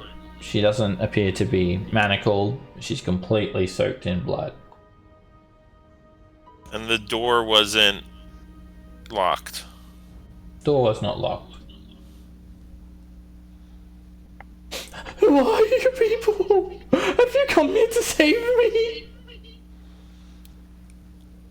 Sure have. Who are you? Thank you. Oh, my name? My name is Nebra. Nebra. Who are you? I'm Raven. He still sort of cowers and stays behind the lid. Raven, thank you. Yeah. You just happened Let's get rid upon of me. You're here to rescue me. Sure are. What's happened to you in here? What's with all the bloods? I was put in here. Put in the blood. The cultists. They beat me on the street. I'm just a florist. Just a flower girl. They dragged me here. Dunked me in the blood. Told me if I leave, they'll kill me. They took me to another room with statues. They were praying and doing all sorts of horrid rituals. There's more of Other than the blood, does she look hurt? You can make a investigation check. I don't really want to get that close to her. I'll be alright. You can investigate her from the distance that you are. Ooh. From a distance. What's it? Alt. Investigation. Boom.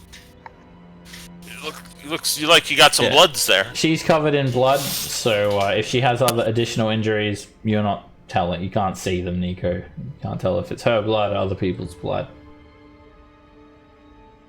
Seems very shaken.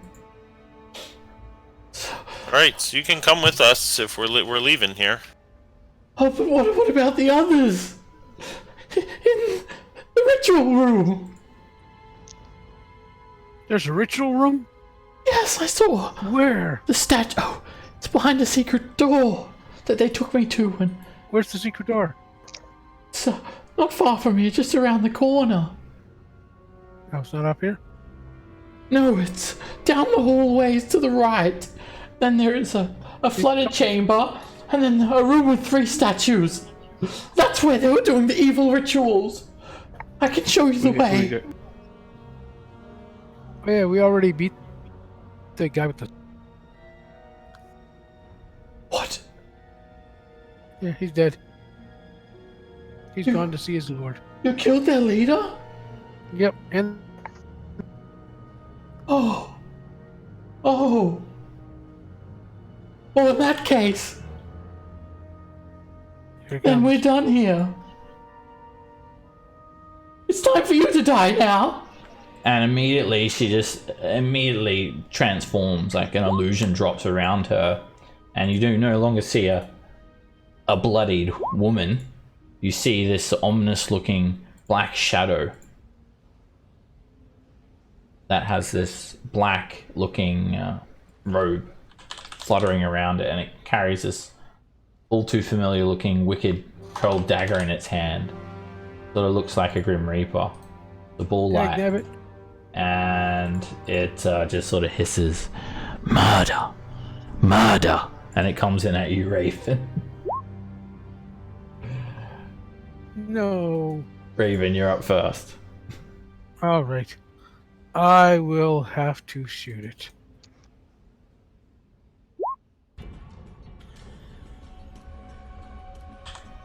Alright, you take a shot and you miss. All right. And then I'll have to go up here.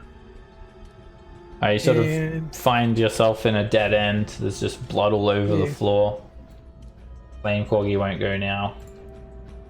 Mortlock just sort of comes around the corner. Oh, there's more of them! It's bashing time! Hey! Reapy! And he comes in with his club. And he swings and misses. It hisses and moves back. He swings again and he hits it. He managed to catch it and he just sort of thumps the club into something very solid, despite its obvious sort of shadowy looking form. Bargle.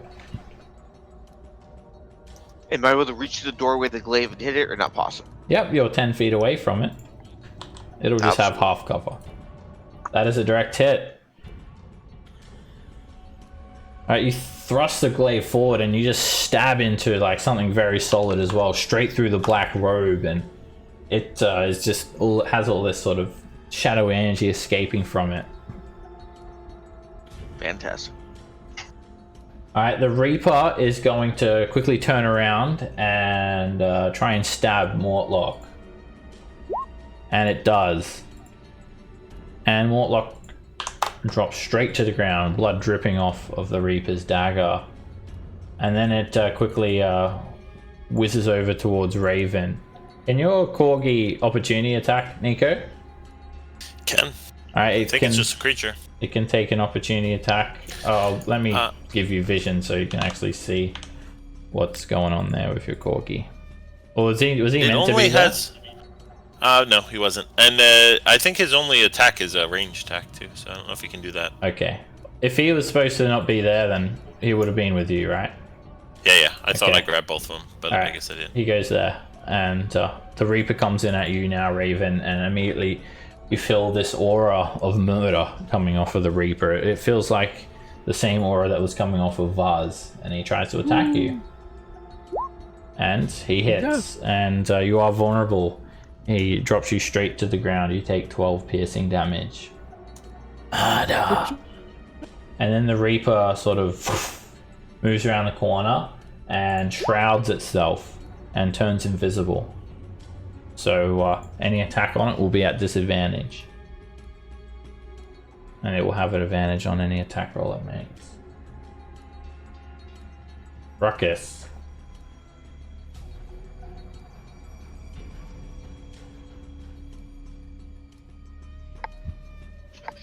Yeah, I won't be able to see this thing. I will prepare an action for when this thing comes within sight. Okay. Alright, you just train your pistol in that hallway, waiting for a shot. Nico. 5, 10, 20, 25. And how tall is it up here? 8. The ceilings are 8 feet tall, curved, very narrow. Okay. I can't get much further than here, so I will. In case somebody else wants to go down, I'll use my last 5 to go here, and I'll bring out the doggies. 5, 10, 15, 20, 25. I guess he'll just hover above me so we can see somebody. And then I'll use my action to ready I don't think he can he can't end his turn in the same space as you. Because he's too big. I thought he could fly above me. That's fine. So it's not that tall. You guys occupy 5-foot squares each. Oh, so it's only 8 foot tall, you said? Yep, it's not enough room for two creatures. Alright, I'll use my action to have him dash into the things. Okay. I think I can get to here. 5, 10, 15, 20, 30, 40, 45, 50. Alright, over into here. Wink. Felix. Felix, is this stairs going up to the west? Yeah, they go up. He's just gonna take, to the top of the stairs, which looks like 5 feet.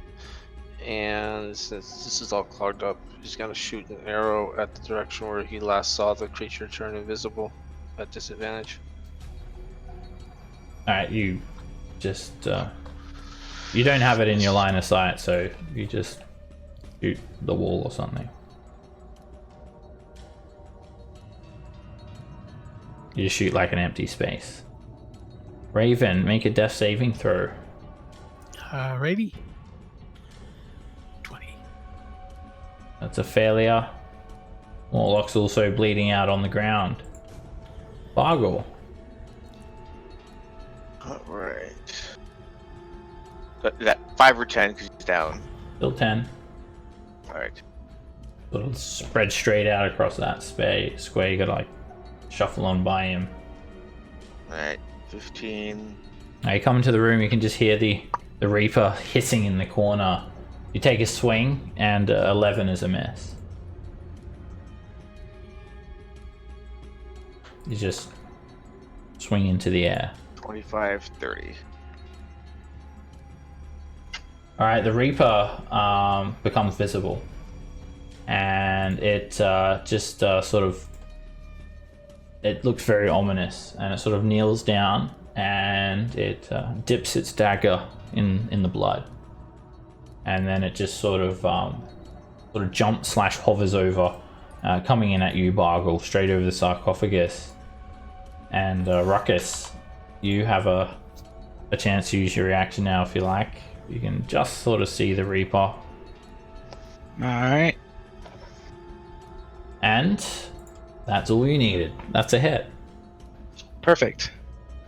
Alright, as it's coming down with the dagger on Bargle, you sort of shoot it. It knocks it to the side, but it's not dead. And it comes in at Bargle, attacking with its dagger. And it misses. And it attacks you again, Bargle. And it hits. And you have vulnerability to this damage. You hit for 14 piercing damage. Oh, down. The Reaper then turns invisible using its Shroud Self. And it goes back to the corner. Ruckus. Okay, is there any negative side effects of me trying to stabilize Mortlock? No, it's just a medicine check, DC 10. Okay, I will... You put a tourniquet on his neck. Stop the bleeding. Yeah, Yeah, he's and I end my turn. you're trying to put the, alleviate him, but he's bleeding out everywhere. Is this a valid spot to get to, or is Yeah, it you like... can squeeze in there. Alright, well, like if I can squeeze there, I can squeeze into the other one too. Alright, I'll come in here and... That would be like a dash. Where was I? I was down here. So Yep. it's 5, 10, 15, 20. Oh yeah, he's down. That counts as at 25, 30. Yep. Boo. Okay. Yeah. I'm gonna order Flame Corgi to attack, and then I guess I'll Alright, he'll be at disadvantage. Yep. Yes.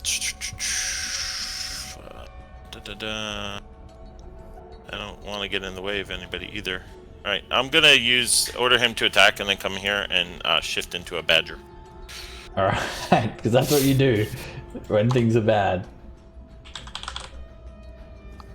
Okay. I guess I could Hey, shift badger. into here and like crawl under these folks.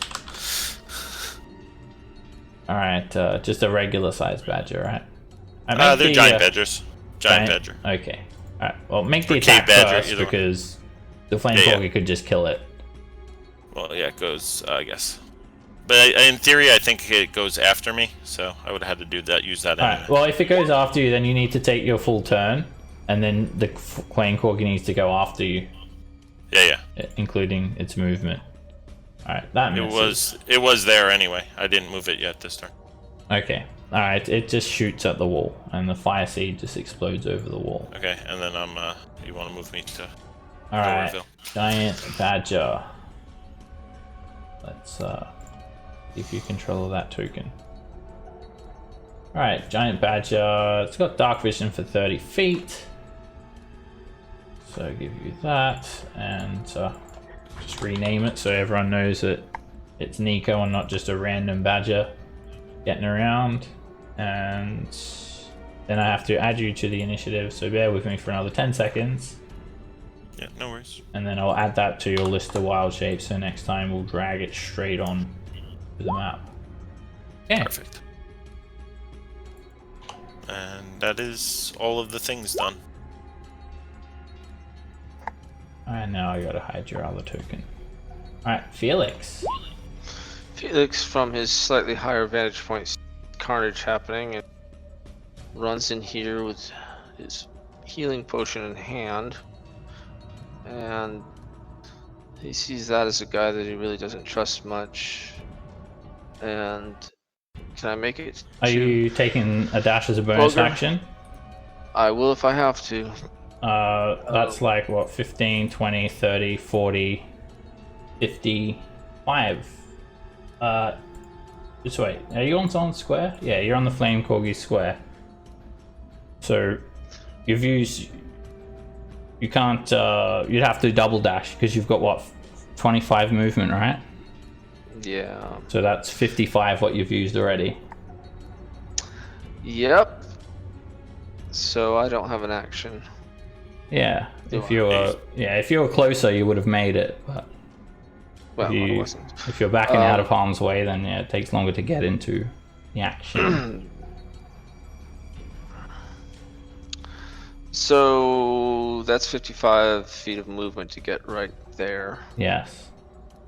So I've got a healing potion in my hand, and I run up to there, and that's as far as I got. Well, you can't end your turn on another creature's space, so you have to find an empty space. Squeeze back here, or squeeze here. I guess so. Yeah, that's fifth edition rules. Can't end your turn on another creature's space. All right, Raven, make a death saving throw. Alrighty. 20. Success. And Mortlock, he is still on the ground Gonna dying. Boggle, death saving throw for you. It's a failure. Alright, the Reaper becomes visible. And he's going to come in at the Badger. And he's going to attack with his dagger. And he hits. Ouch. You feel the aura of murder. And you hit for 14 piercing damage. Alright, so revert me, and then You revert back to that by Nico. separate. And he just sort of hisses at you. You dare to undo death. I will bring it to you. And he attacks you again, Nico. And he hits. As a reaction, I'd like to sprint And- a little bit. You go down. He then shrouds what's that? himself. 13. That was Not that 16 piercing damage, yeah. Yeah. It's only 13 overflow, though. He shrouds himself, becoming invisible again, and then he steps back into the corner. And give yourself your hit points if you're not dead yet. Ruckus. Alright, so Ruckus will try to get in here. Oh, Okay. man. Can I stand here? You can. As long as you don't end your turn in another creature's space, you can stand Okay. wherever you want. If you're squeezing, you'll be at disadvantage. But you're going to be at disadvantage anyway. 'Cause, Disadvantage anyway. yeah, he's invisible, so it's not going to affect you. And a 21 is a hit. And Ruckus, you can just... You see the bloody footprints over the ground, you can hear the Reaper hissing and whatnot. You can definitely tell that he's in the corner there. You take a shot, and poof, all of a sudden, a black robe and a curved dagger just appear out of nowhere and fall onto the ground.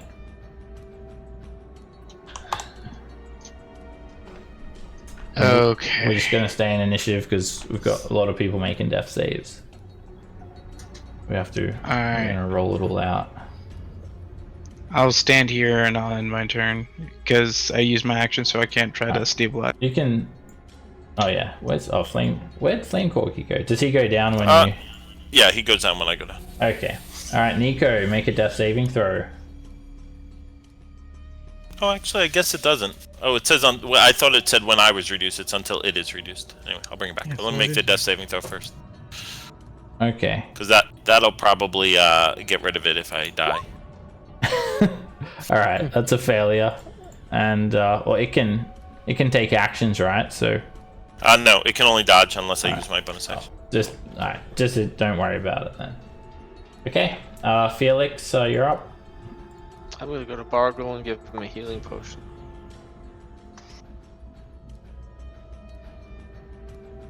Oh, I just typed in healing potion, so I can't click on it. Healing potion heals 2d4 plus 2. Right, I have to do. Good. Why don't you type it then? You want me to roll Do you it? want to roll for it? Yeah, go right ahead. Bargle rolled it. All right, Bargle. Yay. That has no effect. The potion goes down, and you do not get healed. That black skull, it just sort of burns through your garb now, Bargle, and it's sort of just throbbing. Alright, well, I'm gonna gasp out and go, Bargle, wake up! And end my turn. Raven, make a death saving throw. Second failure. Gosh darn it. It'd be another death.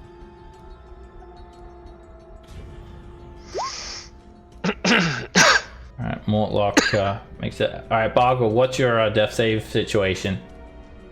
One failure. Alright, one failure. Make a death saving throw.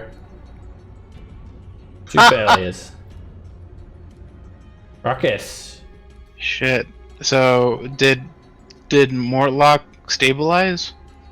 You can't tell. He's just on the ground bleeding out. You're not sure if he's stable or... This is why I said dead. don't go through doors. Oh god. Okay.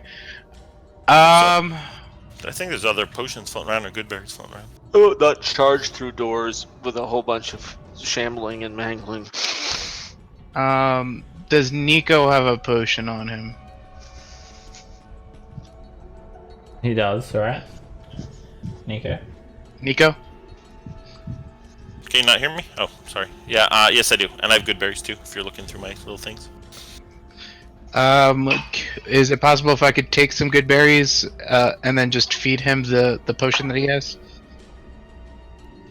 You can do one interactive object, but... Yeah. Okay, so then I'll just give him... Yeah. I'll give him the potion then. Alright. That's 2d4 plus 2. You want me to roll it or you want to roll it? It's you, man. There you go. Alright, Nico, you open your eyes on 9 hit points. Okay. And I just tell him, just help. Okay. And I end my turn. Line. Nico.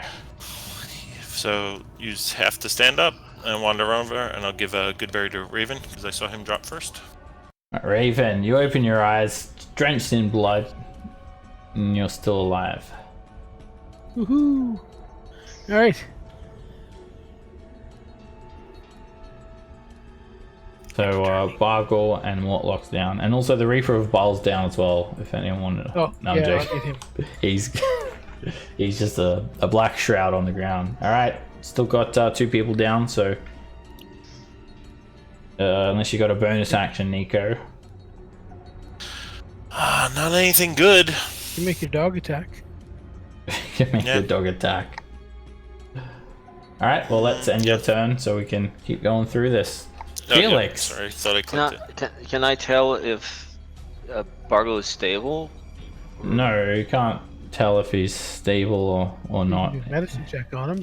When in doubt, stabilize. Yeah, you could make a medicine Well, check and try to... So the point is, I'm looking at him. I just poured a potion of healing down there. and Yeah, I oh look at yes, him yes. and I can't- Well, and what I see is that it had no effect whatsoever. Exactly. yeah, it had Yep, no that effect. the Curse of Bane glowed.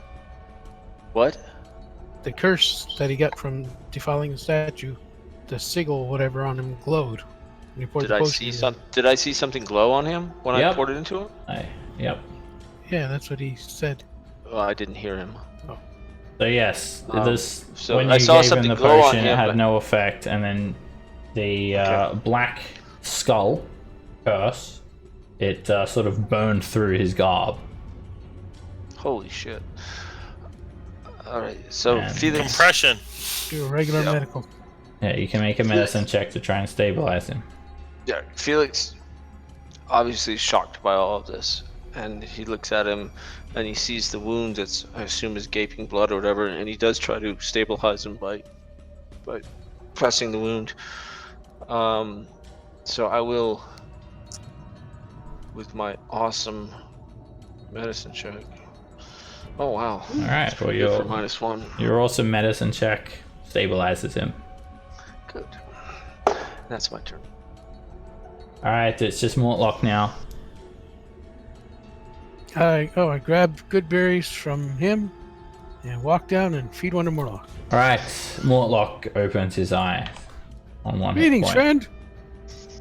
What a great fun that was.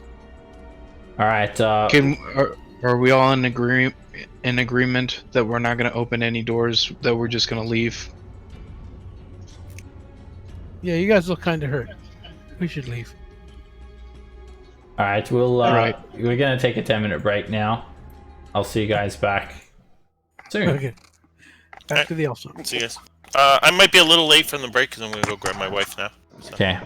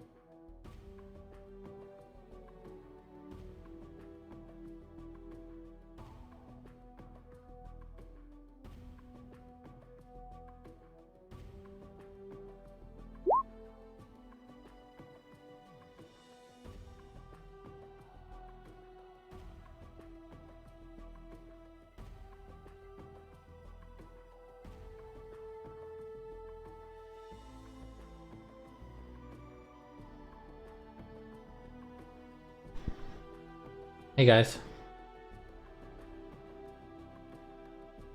Sucks to be you, Ender. Sucks to be you. You've made a grave mistake. Yeah. Oh well. It's been great. I knew eventually this was going to happen, that either something was going on that I didn't want to leave or I missed it. But, alright. Life happens. Like, this is ever so peaceful. Oh, so peaceful. Alright. Well, it was nice knowing you anyway. Alright, let's continue. So, as you guys come into these living quarters, you find this bloodied woman who's actually a charlatan. In fact, another member of the cultists, the Dead 3. So with her dead, at least you can safely assume that now you've got them all. Well, hopefully, because that is what you're tasked to do: eliminate them. You are able to stabilize Bargle. However, the potion seemed to have no effect on him whatsoever, and he is still unconscious. The Reaper, when it was hit with Ruckus's pistol, it just dropped, like a black robe dropped onto the ground with a dagger sort of clanging onto the stone tile. And you find yourselves in this room with just this, must be, you just don't even want to think about how many people's blood they let to fill this sarcophagi, or sarcophagus.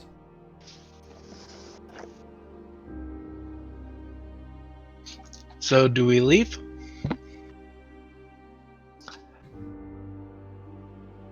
Means I think we can.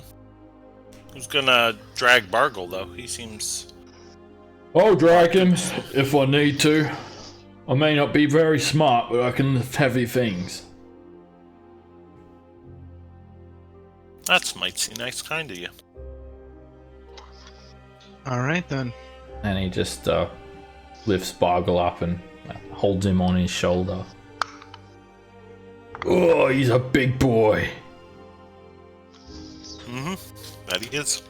Alright, we'll get him to the infirmary. So, lead the way. Alright, so we're gonna have to go through all this again. This is gonna suck. Let's see. Let me pull out my puppy. Seb, is that rubble, like, loose enough rubble that I can move it with Move Earth after we've been through it, like to block off this whole little area? The rubble here? Yeah, the rubble down here. Yeah, you can like sort of seal it up a bit. So Yeah, I'd like slide to it do- over and yeah. I'd like to Completely block block it up off. here if possible. Yeah. You can do that. Just Take like a minute or so. just like a wall of sort of soft mud. Sort of just Yeah, just comes in. make it so that people just can't walk by, and if we happen to left someone else, they're not going to come running up behind us. Okay. And are you guys just heading back to the entry? Yes. And Yeah, detours. No, We'll make a sniff test to make sure we don't blow up in the torch room. But don't want to open any more doors. I mean, No. what could go wrong? I mean, a TPK for a while. No door, no door, no door. My screen is all black. Now, can you resend it? Or should I just restart it? There we go. There it is, yeah. Alright, alright, go I mean, ahead. as we're walking, if we see doors aside, I'm gonna suggest, guys, you've been running into things, just kind of like opening things up. Maybe I'm small. I may take a peek. Just nice or something. But that's all. Just nobody go. Like, just grab the door and open it up and like, hey, here I am. Shoot me.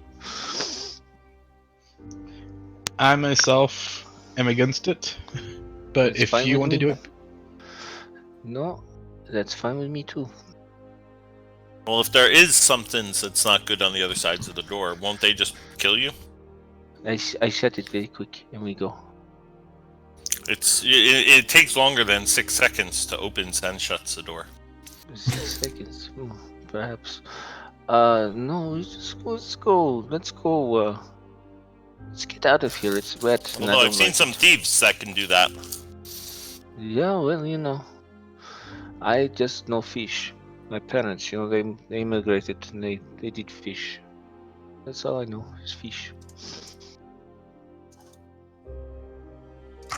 Alright, Bargle, roll me a 1d4. Do you have any hit dice left, Bargle? Negative. Okay. Alright, so you guys decide to beeline it straight for the exit. And I'll just grab all your tokens and move you guys in that case. And Okay. Bargle, you'll wake up on 1 hit point by the time you guys exit here. Perfect. And Flame Corky goes away. Okay. Bye, Flame Corgi. Alright, you Did we do guys, short rest? I'm just going to narrate the exit. So you head past the torture chamber, down this very long hallway of crypts, back into the sunken dungeon area where the natural gas, it has not built up again enough to pose a threat. You sort of traverse over all the rubble in the room that collapsed from the explosion, past the altar room where you found the shackled body of Hlim, back into this octagonal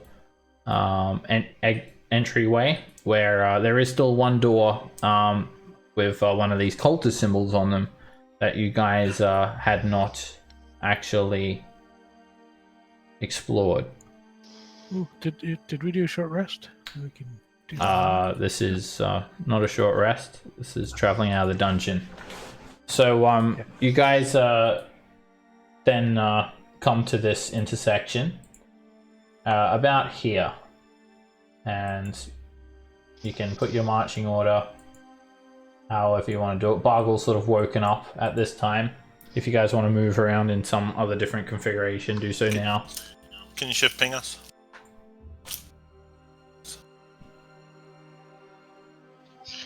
Up Right. is the way out, right? Yeah.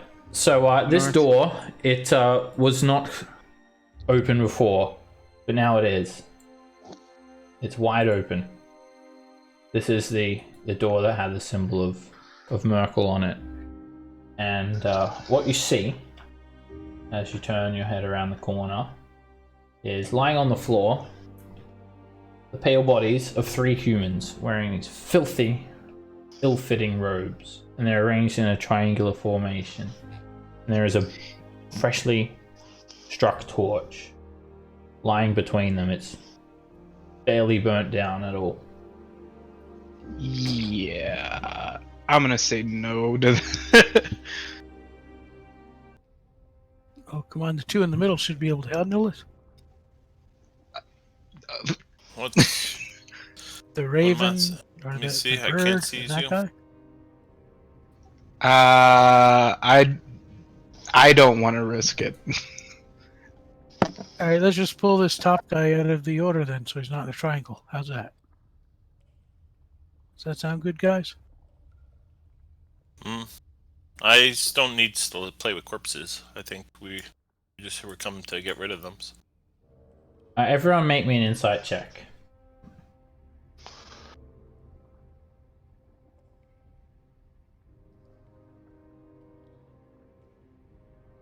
Alright, standing here, discussing this, taking a look at these corpses.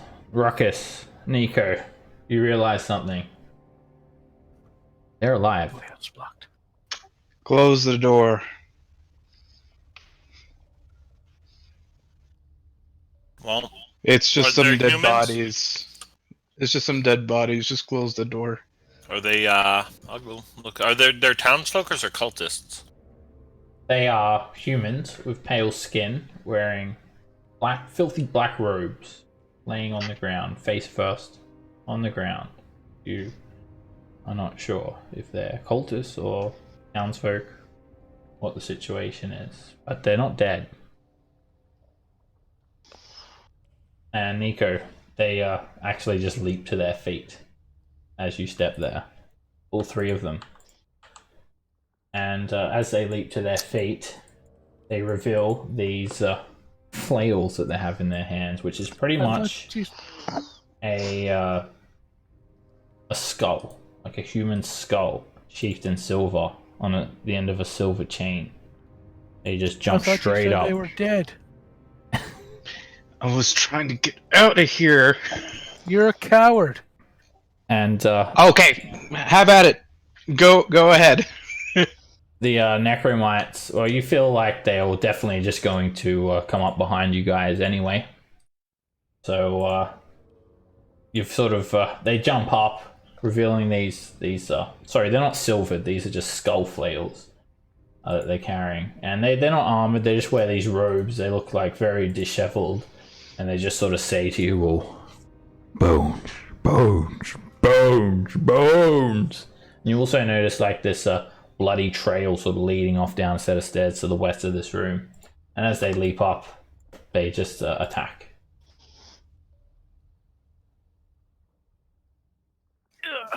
Alright, Mortlock is going to run in.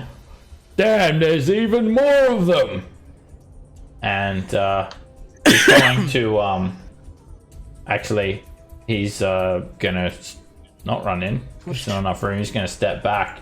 Hey everyone, duck! And Mortlock pulls out a heavy crossbow and fires at the closest cultist. And he hits, direct hit, sinks a crossbow bolt straight into his torso, almost dropping the cultist with a single shot. This necromite looks up at you, Nico. Grave, grave, grave, grave, grave, grave. And he holds up this this skull, and this necromantic sort of purple energy starts to swirl around in its empty eye sockets. And from its mouth of the skull shoots a like a skeletal hand, sort of like a chill touch, and like shoots that. straight at you, and it misses. You duck straight underneath it, and the necromite ends his turn there. Ruckus.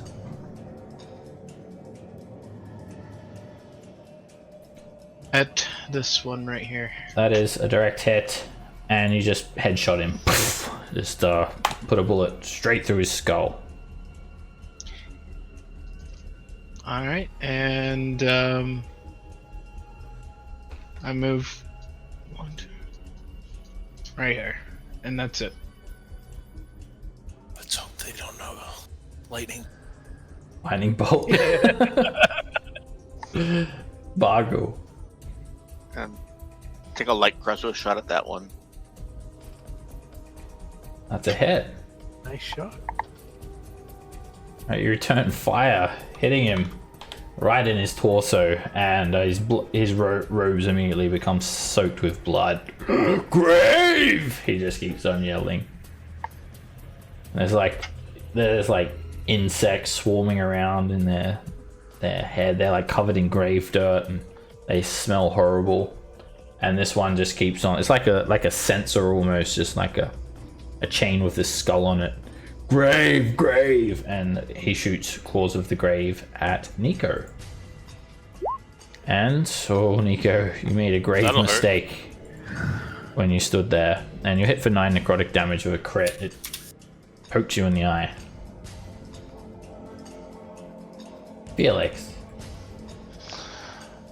Nico's down in front of me. Run away. That's what you're good at. Yeah, so Nico's down. Yeah, I'm about to turn around and show you what I'm good at. Nico is down in front of me, is what I'm seeing. Yes. Yep. Nico, well, he's 10 feet away from you. Yeah. Okay. This guy's badly wounded. I'm going to fire at the wounded guy right here with my short bow. That'll be half cover. Half cover. I could step up and give it new cover, correct? Oh, yep. I was looking at my token right before. Yeah, you could go to here. Walk into me for 10 and then walk back after you shoot. Yep, you can move there, and then there's nothing obstructing I was looking him. at the wrong token, sure. So that puts you at 20 and you'll be standing stuck That there. hits. Behind you. Yeah. And sitting there, that was That's a hit. Oh, it is. How about that? Alright, no sneak attack, but you just put an arrow straight into his chest, and he just chokes blood, and just falls into the corner and slides down onto the ground dead. I'm gonna move this way, up these stairs. As you look down these stairs, Felix, you see just like a blood trail leading into a collapsed room. Okay. Can I get right there?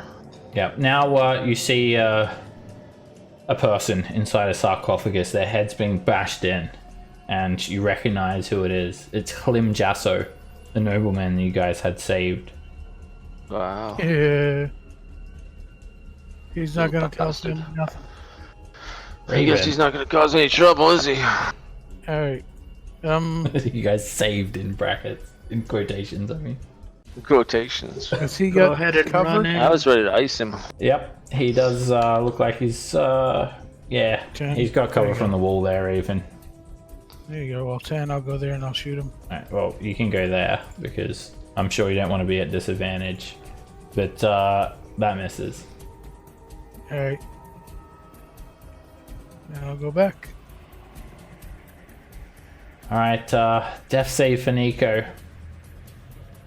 20. Tough being level 2. That's a success. It is.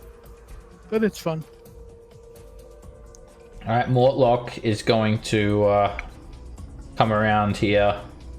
Hey, you! Get the Necromite's attention and fire his heavy crossbow. And hit, even with cover. He gets a clean shot, and Mortlock's been quite strong. He almost kills the Necromite with that bolt.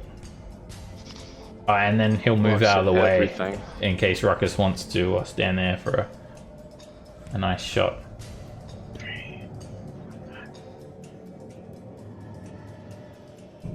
Okay. I'll move there, and then I will fire. And that hits him. I'll negate the cover. You can line him up and hit him. And you just hit him straight in the chest. And he too just slumps down to the ground, just dragging a hand of blood down the wall. Sort of toppling forward as he slumps down. Alright, and I will go and try to stabilize Nico. I think he's got good berries. So you can... Oh, if he's got a good I berry, actually I'll feed don't. him. I'm out of good berries. Oh, Oh, okay, then I'll do a medicine. Oh, well, fuck. You putting tourniquets around necks again? get out of the way, let me try! We're losing him! Medic! Alright, I actually have the skill. So I'll try. Oh, Alright, damn you it. guys are just lining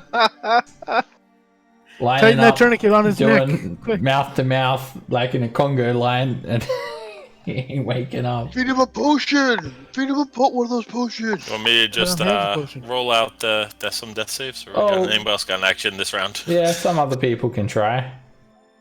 Felix could try. Felix? Well, Felix, when it's his turn, is going to go up and tell the party. He says, I had one of these nice potions. They were tasty, and Baldur I gave it to him. Didn't we have other ones? Somebody got some junk lying around. Yet still, give it to him if you got it. Nobody got one. Nope. Nobody. I think I there should used- be one potion left. There should be Oh, no, one. One to There was- Mortlock. One. Count. There was 4. I got one fed to me on the floor. Someone else drank one at the beginning, and then the other one got to. Yeah. Gave it you've- to You've Mortlock. eaten all 10 good berries? I only had 5, and I've given them out. Kicking our ass, Seb. I don't know if anybody else had any, but left over from when So I gave them Felix out. is all right. So nobody's got nothing. So okay, I'll do try my thing. Yeah, see, Okay. see. And do you want to try Bargle? Oh, you old orc remedy. Here we go. Shalom. Jesus.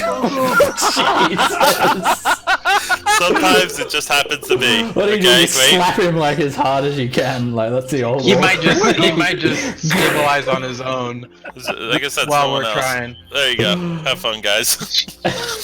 Alright. Old Orc Remedy, wake the fuck up! Alright. Mortlock, I hate to keep asking for help, but could you pick up Nico? I'm pretty light. We're gonna take the other I'm noble body. super weak. Don't you I'm have gonna some? go check this. And no one has any more healing. Nope. All right. In that case, 1d4 there is hours. the one good berry that Zai can have, and he gave it to Hlim Jasso, so you may find it on his corpse and feed it. I'm gonna check this corpse out for Nico. whatever he's got on him, as well as signets, anything that resembles his family, anything like that, so we can take it with us.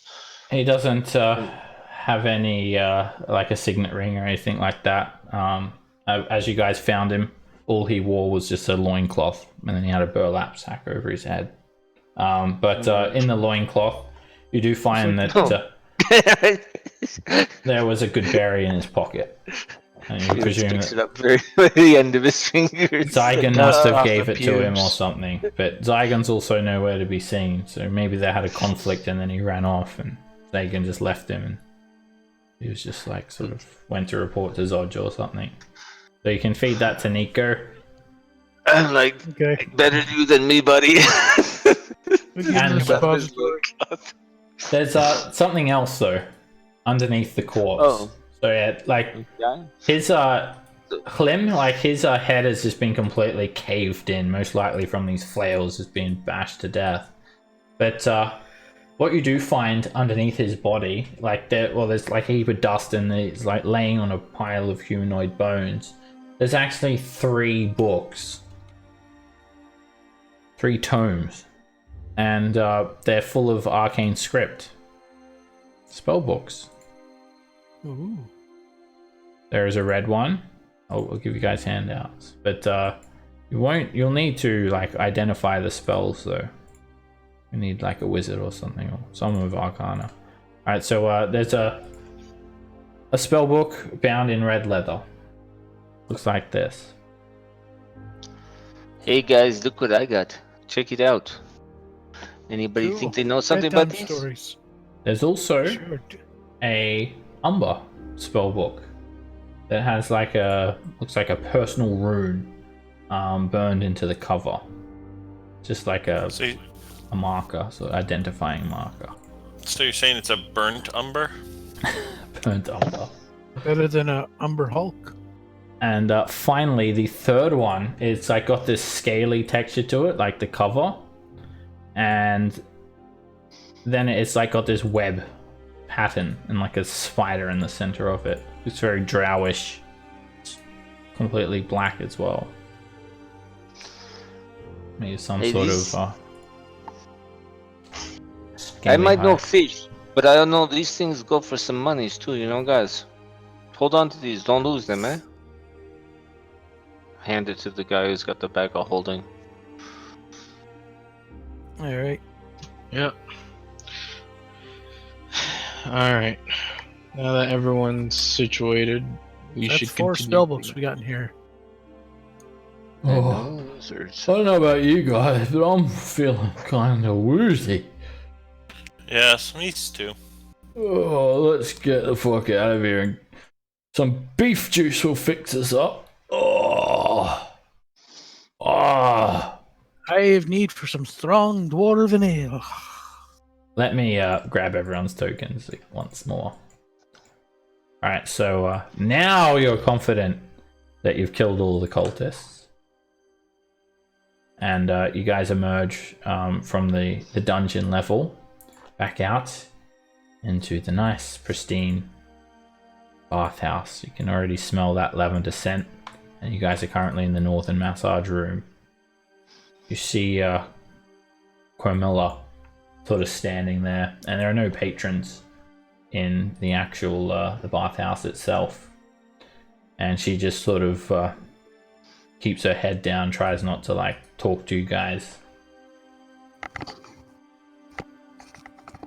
and like with the smell of some of you guys, you'd probably actually use a bath. But I'm good to leave. yeah, she just stands We're there. probably also partially wet already from walking through. We've walked through. Alright, thank God we're out. Now I can go home. Oh. And Mortlock sort of recognizes that woman. Oh, hey, Quemilla! Oh, don't mind us. We was just doing some stuff down there. You just pretend you ain't seen nothing, alright? And Mortlock walks outside. Now, there is something else that happens as you guys emerge from the bathhouse. Suddenly, 5 figures, they leap down from the top of the courtyard wall to confront you guys. They wear the same stylized dragon masks. They look like the porcelain one that you'd found. And immediately one of them, they all have scimitars as well, drawn. They all wear these black robes, black leather armor, strange masks, and cloaks. They all have this vague, draconic appearance. They all brandish these curved steel blades, reminiscent of dragon claws. And one of them, this guy does the talking. He points you out, Ruckus. You there! Yes. Stop! Do not take another step. You are in the possession of our master's treasures. We have been sent by Arkan the Cruel to reclaim the treasures stolen by Tiamat, by those revealing Zariel. Now, hand over the lost treasure, and we'll let you live. If not, well, we're going to hunt down and kill every last one of you Van Thampa fucks. Mortlock looks at everyone. Hey! I'm a Van Thampa. And I don't know. Well, Amric calls me a fuck a lot, but what treasure are you talking about? Fools, do not try and deceive us. We have been gifted powerful magic that allows us to track the stolen treasures, and we are here to return them to Tiamat's horde. Hand over the treasures, or die. It's as simple as that. I look to the rest of the party. I don't think we're good for a fight. Those were finders keepers anyways, so. There is no finders keepers. Do you not hear what I said? Yeah, I'm saying we can give them to you because we just found them here. That's not what we came for. Oh, the way you wear that crown on your head, Birdman. Oh, it sickens me. Oh. I thought I looked pretty snazzy. Me too, you should keep it. We'll take the Van Thampa as well. After all, they're all dead. No, Yeah, he's been disownified, so he's all dead? He's not with us. So Who's all dead? Alright, so it's going to be pretty hard to talk your way out of this one, Nico. Make a persuasion check. Okay.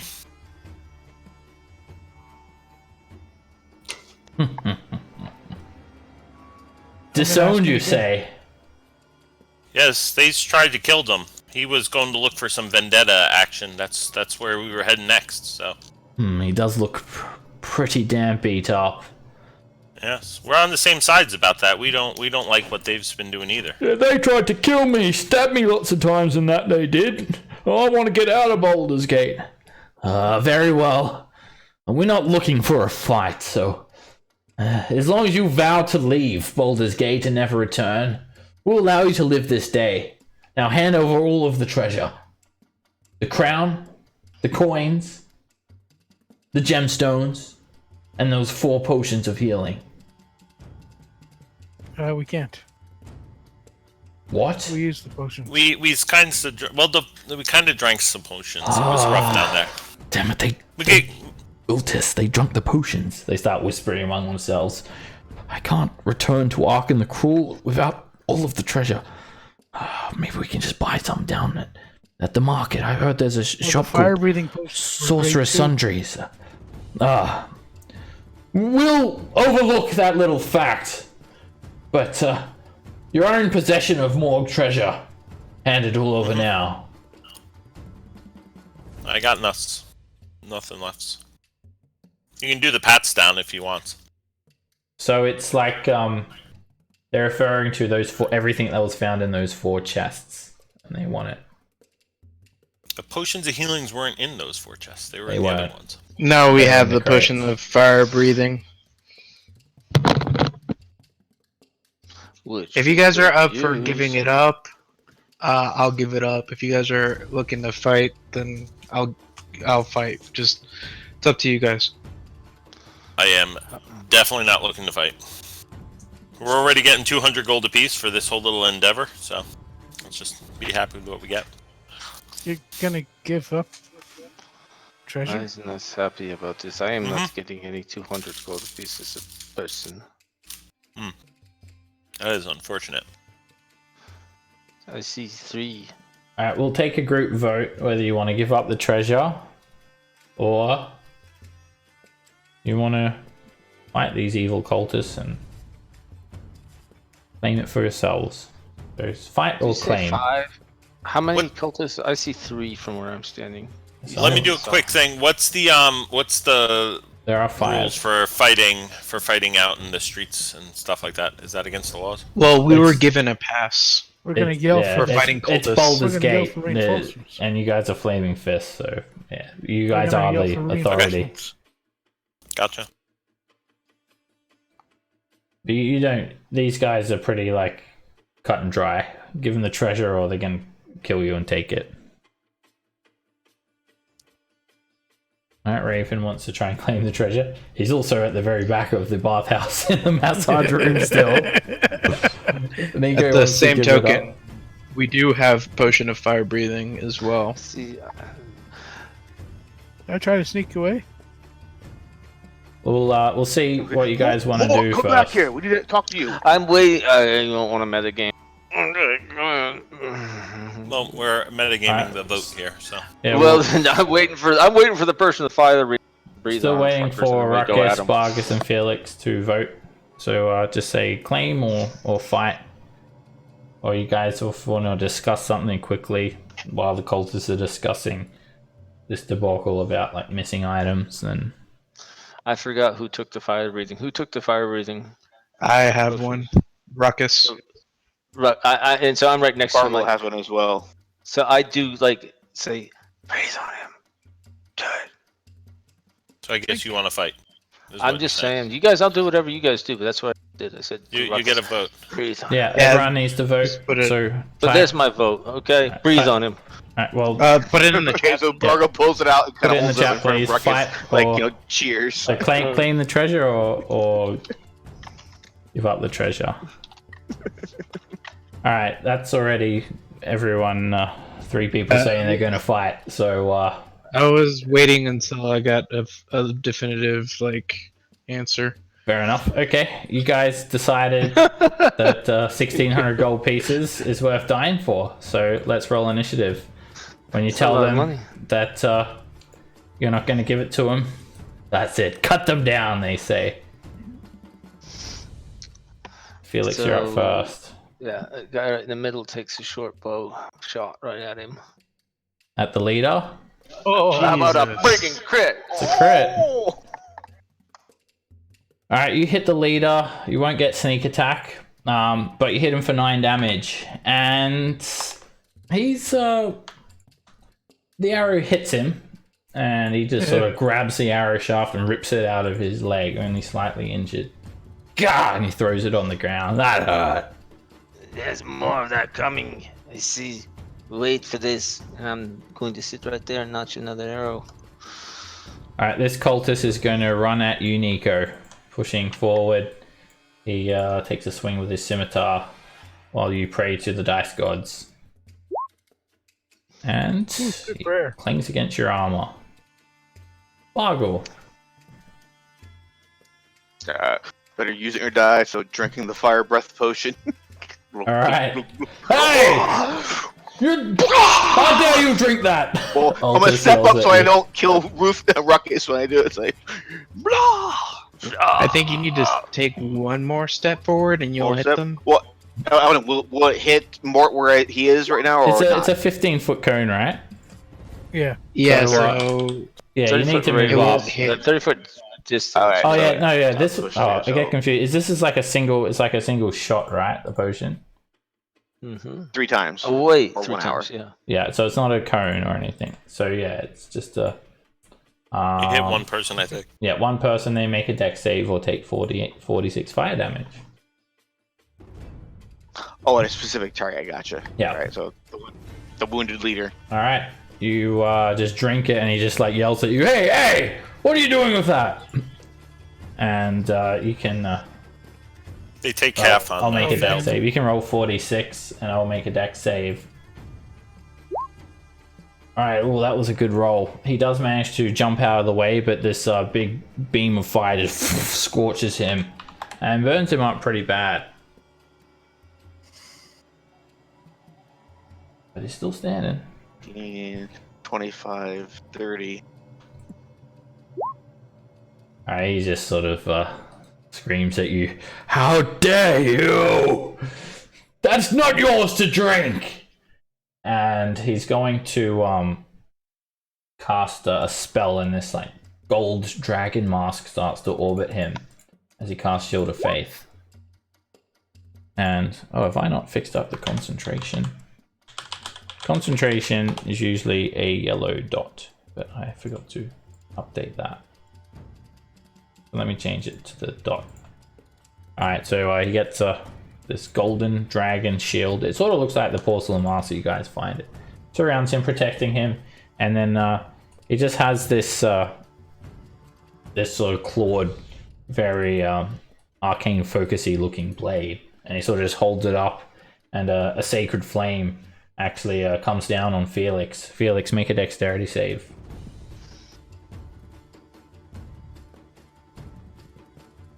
Ooh. You try to dive out of the way, but it catches you for 3 radiant damage.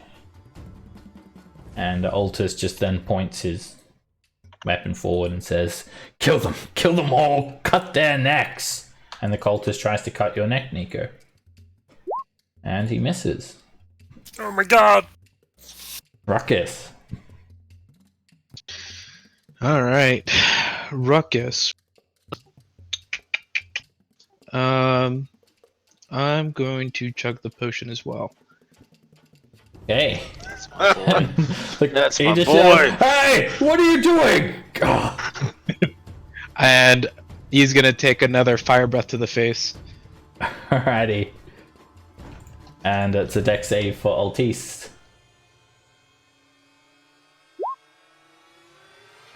He takes it directly to the face. Roll 46.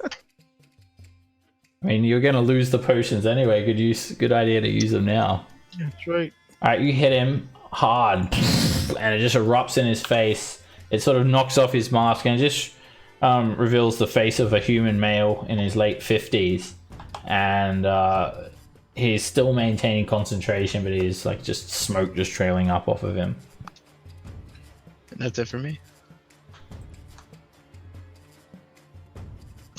And Alright, this cultist is just going to actually run in at you, Ruckus, and take a swing with his scimitar. And he oof, managed yeah, to that hits. get through your defense, hitting you for 3 slashing. Mortlock just roars. Ah! Ah! I don't care about this treasure, but I'm not gonna have to look over my shoulder for the rest of my life for you lot. And with his club, just Jesus. in standard Mortlock fashion, he just bashes this dude in the head, caving his skull in instantly. He just rolled. I wish this guy could roll recklessly. He would be a beast.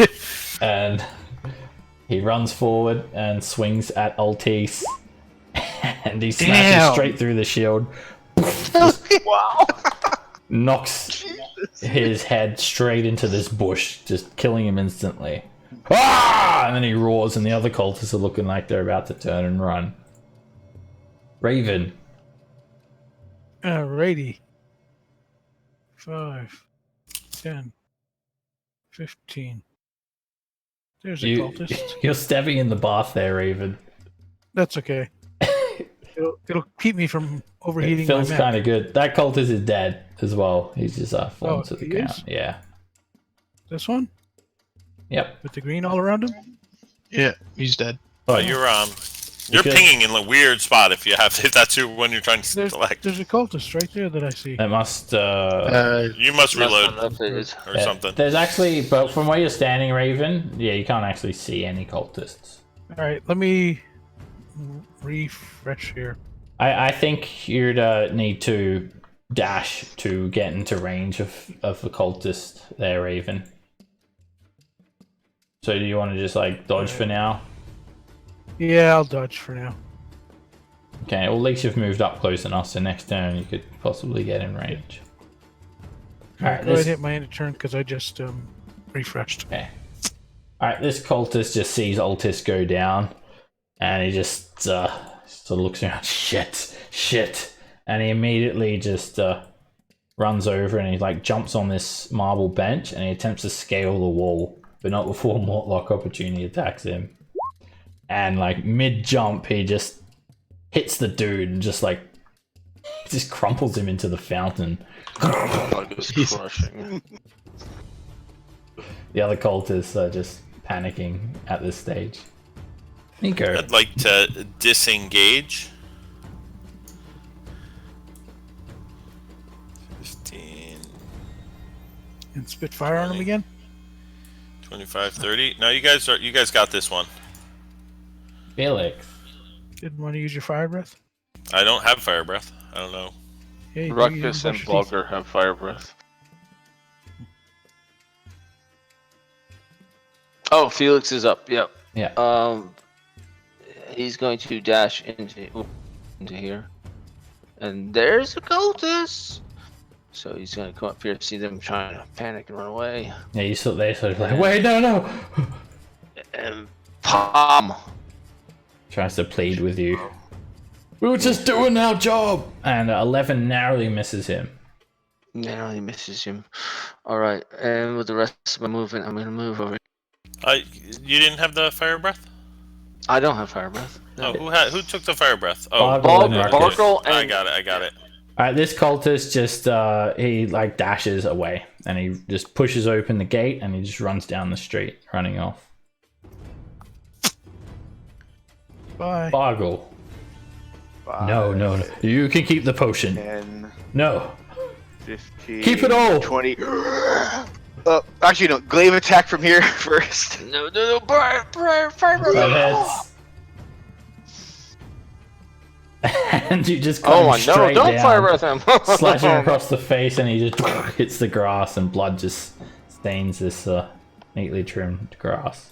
Can you see the other guy? You can spit at him from. 25. Yeah, he's like Where's the gone. other guy? He's gone down the street. I think I can catch him. Yeah, you could try and catch him, Felix, if you want.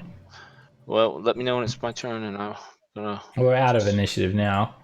Yeah, I've got my movement, which is 10. Yeah, you can 20. You can double dash each Yeah, turn. you can run after Yeah, him, double Felix, dash plus I've and got- I'll give you like a single short bow shot to try and take him down. Beyond that stage, he's pretty much gone into a crowd of people, and if you like, Yeah. alright, Yeah. yeah. Okay. your attack falls short, and some people like on the street they just sort of jump back and gasp. You don't hit anyone, but then yeah, other than that, he's just sort of flees away. All right, Elf Song in it is. Yes. I suspect that's marked money, so we probably should swap out the money that they're looking for before they get there. So maybe go buy some stuff. Yeah, he did say that he had some sort of special sense where he can detect the location. It's probably the but yeah, I don't think the money's. It's probably like the masks and gems and stuff. Would it be so bad to get rid of it all? No, Nope. Let's I just go wanna get watch rid of this it for stuff. free. Alright, so I think we need the rest first, though. you probably don't feel like it's a good idea to stick around here because Mortlock said that some imps are spying on the place, so you guys can talk and walk, and as you guys exit the bathhouse, you're confronted again. No, I'm joking. Then it's finally By a over. blue dragon! Yeah, it's This finally whole over. section is a nightmare. Alright, well, you guys did very well, and everyone gets DM's inspiration as well Ooh, double inspiration. for surviving that tough dungeon. You can only get it once, though. Oh man. You should have used it. Alright. Well, I'm going to use my other one to clean my belly button. Firstly, you guys can head back to the El Song Tavern. It's only a short stroll, unless for some you explicitly don't want to get back there. No, let's go open some doors just for the heck of it. Unless you guys, if you guys want to head back down into the, there's a couple of doors that you. What doors we missed? All right, No, you're I'm back good. into the El Song, and let me just move you guys. You head up to the top room here just to at least sit down and just take a little breather. Firstly, so you guys are here. Oh yeah, with Mortlock. Zygon's here as well, and he's just sort of chilling out. He's playing some Baldur's Bones in the other room. Oh, yeah, this place not too bad. Oh, well, I like to rest easy, but I'm still worried. You should definitely get Amric at the Low Lantern. Yeah, that'd be our next stop tomorrow morning. Yeah. What are your plans, though, going forward? Just so I can have a bit of peace of mind. Trying to get rid of the threat in the city, or at least contain it. And find out what happened Best to as the we other can. city. Mm-hmm. Alright. Well, I'll stick around here until it's safe. Cool. Alright. Feel free to. Thanks, buddy. And didn't those guys say that all his family was dead or something? So they were going to kill all the Van Vampers. Oh, okay. Well, if you wait around long enough, you might be able to go to your home and be the boss. Me? Oh no, well, me ma would never allow that. You Well, see, if that group is going to kill your ma and your brother, then them little piss weak weaklings, I doubt it. I could have taken them all myself if I was not pissing out blood. Oh, literally, mind you. Oh, well, I mean, I don't really want to get involved, but my ma, she always did value Amric as sort of like the favourite. I reckon. Now, if you is could... Amric's the one with the bad diseases? Or No, that's the other Thirstwell. one? Thirstwell, that's okay. Amric's the money lender at the Low Lantern. I mean, you could. It's quite obvious that you're going after me brothers, and quite possibly me ma. I've come to accept that. I'm sure she doesn't care even if I'm dead. But you would not be very smart to just simply oppose a Duke of Baldur's Gate without some sort of leverage. But who am I to save my life, and without any of you, I wouldn't be here, so I guess I owe it to you to trust whatever you want to I'll go do. to sleep now. Mortlock, he's a big, strong man who did very great deeds yourself. But see, you got friends now. You have friends like us or not? You should be with us. Be our friend, and we will see these justice. Yes? That ain't my place. I gotta get out of this city. I got to never go. want to come back. You've got a friend in me. Where's you going to go now? Out anywhere. I'm gonna get on a ship. I heard Cholt's nice. They got like dinosaurs and stuff.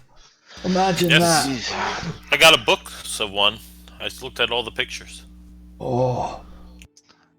Yeah, I think that would be life for me. Just sitting back, drinking coconuts, riding dinosaurs. Yeah. Far away Any from idea how this much place. it would take to book a passage to Cholt? Oh, I've got some coin.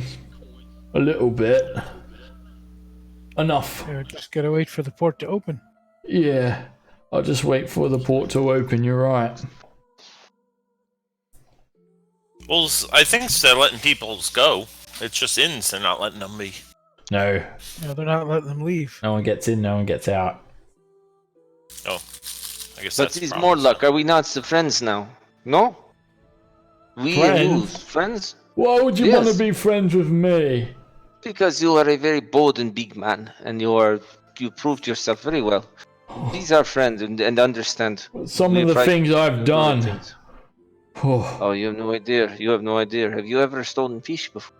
That's a big thing. You are friends. yeah, trust me. I'm not your kind.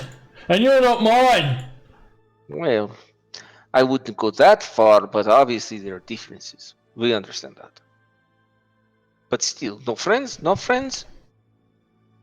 Right, for persisting, Felix, you can make another persuasion check.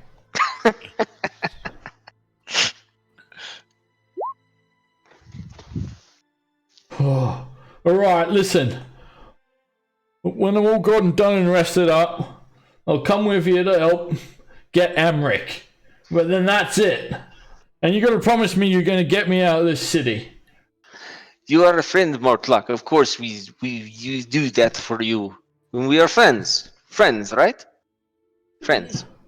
Yeah, no one's ever called me that before. You have a small friend in me, because you are a big friend. Thank you.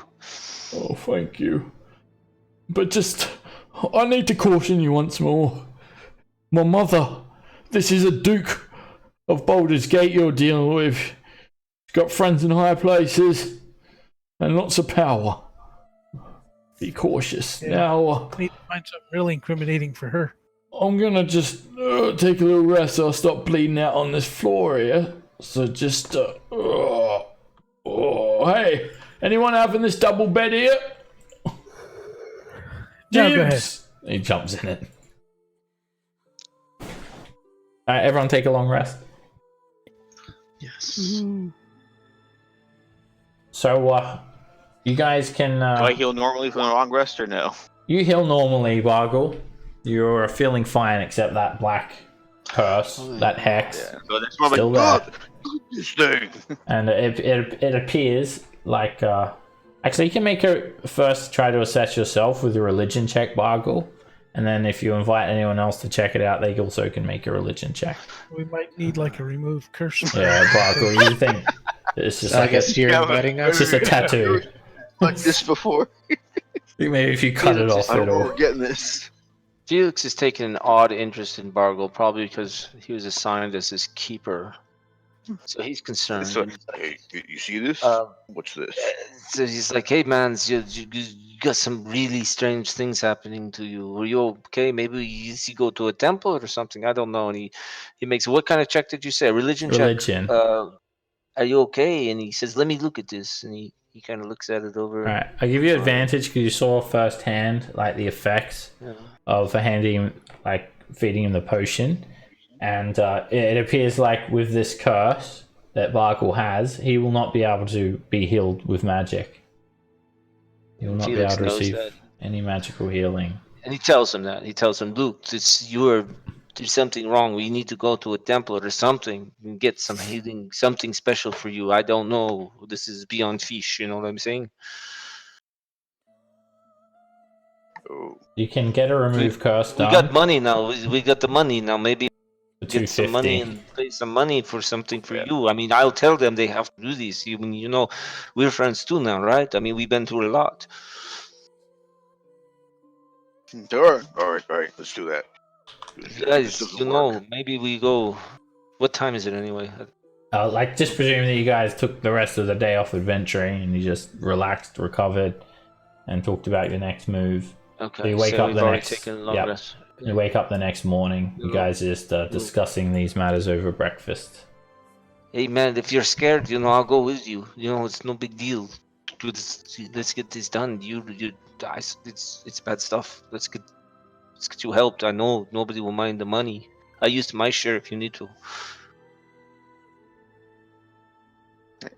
Gargoyle's game goes right. All right. So that's what we want to do. We'll go I don't know if he's sharing with everybody. Look at this. Look at this. Now he's like, oh, and by the way, I'm like a big man. Felix is all like, you're a strong man. That's a badge of honor. All right. Firstly, with the loot. So, if you guys want to get like equipped with some better weapons or armor, you can go shopping. So, how much we got there in the party loot? Let's take a look. I do want to see if there's like a magic item shop or something, the equivalent of that. Okay. Do we have downtime yet? No downtime because there is still a dire situation in the city. But you can just make an investigation check to just ask around people on the street, like sort of out the front of the Elfsong Tavern, if they know. Or if you're from Baldur's Gate, you can make a history check. And also try and remember if you know. Okay, Ruckus. There is actually a magic shop, sort of, in the lower city. It's called Sorcerer's Sundries. It's sort of over. It's not too far from the Basilisk Gate, actually. It's sort of like over here in the lower city. And basically, they'll have a stock of a few magic items, but not many. They're always constantly selling and buying items. And they'll usually keep about 500 gold on hand to buy magic items. And yeah, you can buy potions and scrolls there as well. Okay, I was looking specifically for Goggles of Night because it's starting to get really old, not being able to see. You yeah, well, you can always light a torch or something, or buy a lantern, which gives you like even better vision than dark vision anyway. But yeah, you'd have to just see what they've got in stock. That's always you never know what they got. Yeah, I would like to see what they have. So, is it a given that we have done what we need to do to get our goods sold and that transaction taking place already? Yeah, not? you can sell. Let me just take a look at the items that you guys have. Most of it, I mean, you should be able to sell. Like all the weapons, arms, and armor, apart from those shields. Make sure you note that they're the ball shields as well there, Ed, because you can't sell those. Okay. But what about the skull flails, or do we take any of those? That is literally a skull and a chain. I mean, you might be able to find the right person to buy them, but any sort of them.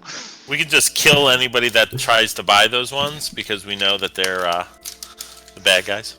All right, so yeah, exactly. Just go around offering people and so, oh, I'll take that. Just stab him in the neck. All right, so you can sell, yeah, if you want, like, unless someone wants it, the 5 suits of chainmail, the daggers, the maces, the longbows, and the hand crossbow. Do you want to sell them? Yes. All right, well, you get half the price of what they are. Are you good with that, Ed, to figure that out? Yeah, I can do that. Okay, there's I'll give you a list of the shops as well. Actually, if you guys look in the chapter 1 folder, you'll see a folder called Shops of Baldur's Gate. If you guys want to look there, it's pretty much all the stuff from the player's handbook. Here's our armor there for you, Ed. So the chainmail, the 5 sets will get you like math. It'll get you doing math is what it'll get you doing. There you go. It'll the chainmail will get you 187 gold, 5 silver. I did that one for you. Haha. Alright, with all that, we can sort of estimate what you guys will have. Maybe not that much. What's that, 170? Yeah, maybe like 500-ish gold by the looks of it. 500-ish. plus the crown. You can sell the crown down at the marketplace easily and get 250 for that. So about 750 is like a ballpark figure. So so what do you guys want to do first? You want to buy mundane equipment, go to the Sorcerer's Sundry, or go to try and get your way into the upper city again? Go to the temples. Want to check the Sundry's store? So what's our total right now? You said 750 was the total we had. A ballpark 750 figure. for the crown. I'm crown going is to again. 250. So I'm going to again tell the party, hey, Baldur, man, we should go. Maybe talk. These pieces can be pricey, but he's fucked up. Maybe we should go here and talk to these people, see him, take care of him first, before we go spending any money and stuff. I saw some really crazy stuff. It's not good. You and I were both pushed into this. I'll trust you on this. Let's go. Let's go, guys. I mean, if we have to spend some money, we have to spend some money. But, we need this guy. All right. Right, but I think it's only gonna be like a couple hundred gold to take care of it. Are we selling the crown of 5 colors too? Yeah, the crown is worth 250, and you can actually get the curse removed for the same price. So you could just. We don't need to role play it because you guys have been up and seen what it's like in the upper city. Alright. There's like Alright, that's fine with me. there are members of the city watch that will check to make sure you're permitted within the city. You can show them your flaming fist badge, and then you can also, and that'll sort of gain you access during the day. And then you can just go to the Watchful Shield, which is like the Flaming Fist Temple, the Temple of Torm. So yeah, you guys just go there and you get that curse removed for 250. So cross off the crown, and that's done. Yeah, so we got about 600 gold left by the time we add up the silver and copper All right. and So chain key and 4 wooden shields of ball and 4 ball robes and the 3 spell books. okay. Sorry, 4 spell books. Felix says to Bargle, it's like, hey, man, you're a great guy, man, but, if those guys ask about me, I'm one of you guys now, right? I'm not one of these. So I pull out and show him my Order of the Gauntlet emblem. Like, I work for a totally different group. I just got I wrapped know, in man, this. it's just, you know what I'm saying, but I'm one of you guys now, He's a fish stealer.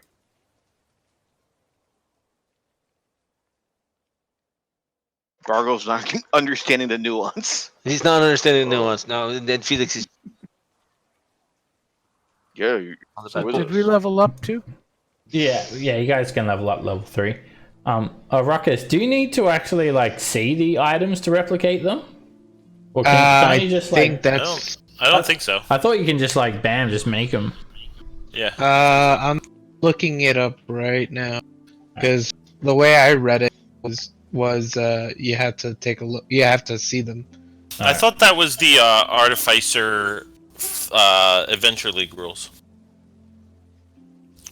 Because they got special things that you can't use it until you've encountered it before. Yeah, from what I understand is you can just make one of those items because you've already seen a schematic from it, and when you get to higher levels, you've seen more schematics. But do look it up. Okay. But before you make any decisions, it may be worthwhile to check out Sorcerer's Sundries too. So Yeah. before we wrap up tonight's session, we'll head over there. You guys come to Sorcerer's Sundries. It's a dome of stained glass roofs around a tall round shop, and it's quite early in the morning, there is these chaotic shafts of color just crossing down across the streets with all of these different prisms of light catching the roof, and the actual inside is just the same. There are these open air floors that rise up wooden pillars, and there are staircases and ladders leading up into upper sections of this grand sort of bazaar of magical goods. There are actually living quarters on the very top floor. It's a multi-story building, 3 stories high, and there are these rare plants sort of teeming around, and bookcases, and some sorts of vines sort of draping down the top floor. It almost looks like a greenhouse as well. And the bottom floor acts as one of the most popular magic shops in the city. And all of the walls look very delicate, but anyone who's been here before knows that they're magically warded. And all of the curio and magic items are also behind these magically warded glass panels, because otherwise people are just going to like steal them. And you can buy and sell all manner of curio and common magic items from the eccentric shopkeeper, who is this man called Riverland Blackhand. He's a human male, and he has he's like a dwarf sort of mage. He wears wizard robes. He has like a long grey beard, except he has just one hand down behind the counter, and this other one just like sitting on the counter, and he has like his 4 gangly fingers. They look like some long dried chilies. It's all withered and gross, and he sort of just slaps it on the bench a couple of times, and then he like waves at you guys, and people call him Blackhand. And he always has potions available for sale. And you guys can take a look at the shop's handout there, and that's what he's got on stock always. He keeps like a basic supply of wherever that is. Wait, where is that handout? I haven't even given it to you guys. I did that on purpose because I know you guys hadn't been there yet. I'll give you a handout for those.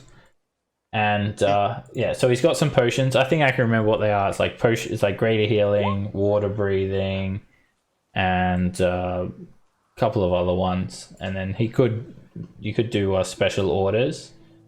And then there's an actual the second floor. There's like a library, and you can like sit there and copy spells out of spell books, if you like, or you can employ one of the wizards to make a spell book, make a spell scroll for you, sorry. So the potions are actually imported from Chult, so that's why it's called, here are the handouts, imported potions, and that's the list there, and then this is the spell libran, and you can get spells. What have we done with the 4 spells book we have right now? We haven't sold them yet. Bag. Okay. What do we want to do with them? Keep them. Good. Oh, I mean, we don't have a wizard No, in our party. they're worth a lot of money. If anything, it might do us more good to just sell them and potentially get something that could be of use to us. Well, these things are very personals too, so there might be some questions as to where we got such a burnt umber and skull infused. The one was locks too. So We can answer them If truthfully. people see magic items, their eyes light up and they don't ask questions. They're like, oh, wow. So when Blackhand sees you all coming over to the magic shop, he waves his hand at you and he slams it on the bench a couple of times. Oh, hello, come over, welcome to Sorcerer's Sundries. Feel free to peruse my wares. And he loves waving this withered black hand around like he's showing it off, and it just looks gross. And like the fingers don't move or anything. It just looks like a black husk of sort of dried chilies. And Sneeze at the pepper. and he just sort of shows you these cabinets with all these different unguents and labeled potions and curio ground unicorn horns and eye of newt and toad's legs and all this other stuff. And sort of, you tell him that you're looking for magic items, and he sort of says, I have a few items on hand today. What is in stock?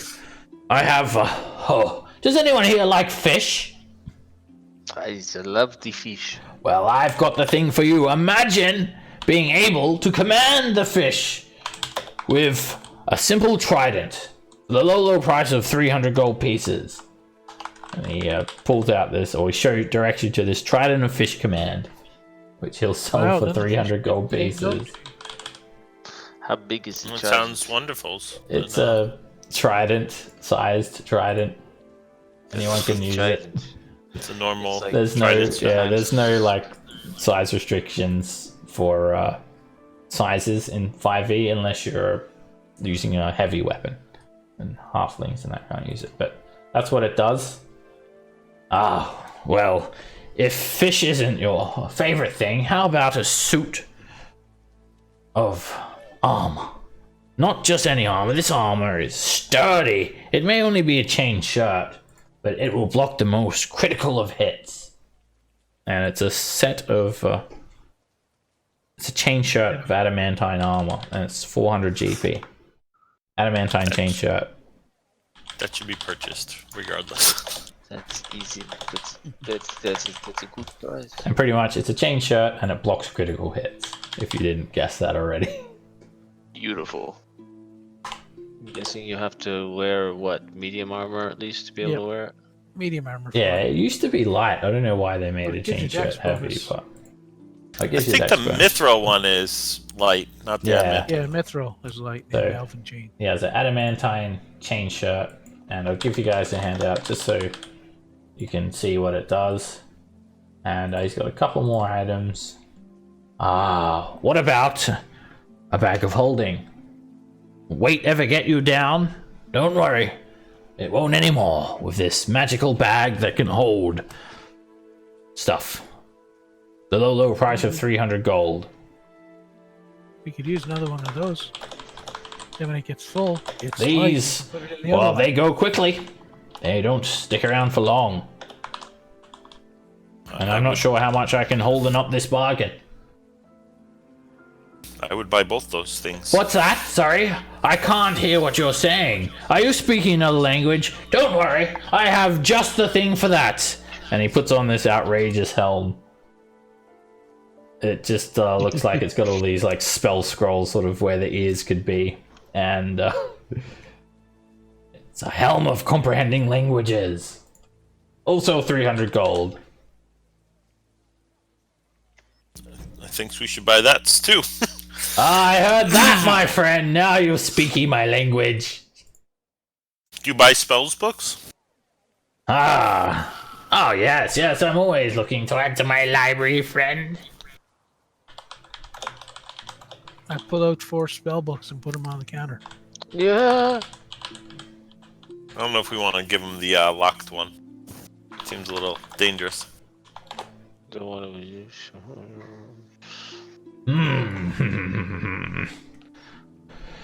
That one's locked, and ominous to say the least. If you can unlock it for me, I'll take a look. Oh, these other ones, let me see. What spells do they have in them? And he starts flicking the Did I try pages. to open it? You did find a key for it. Oh, okay. So I'll unlock it.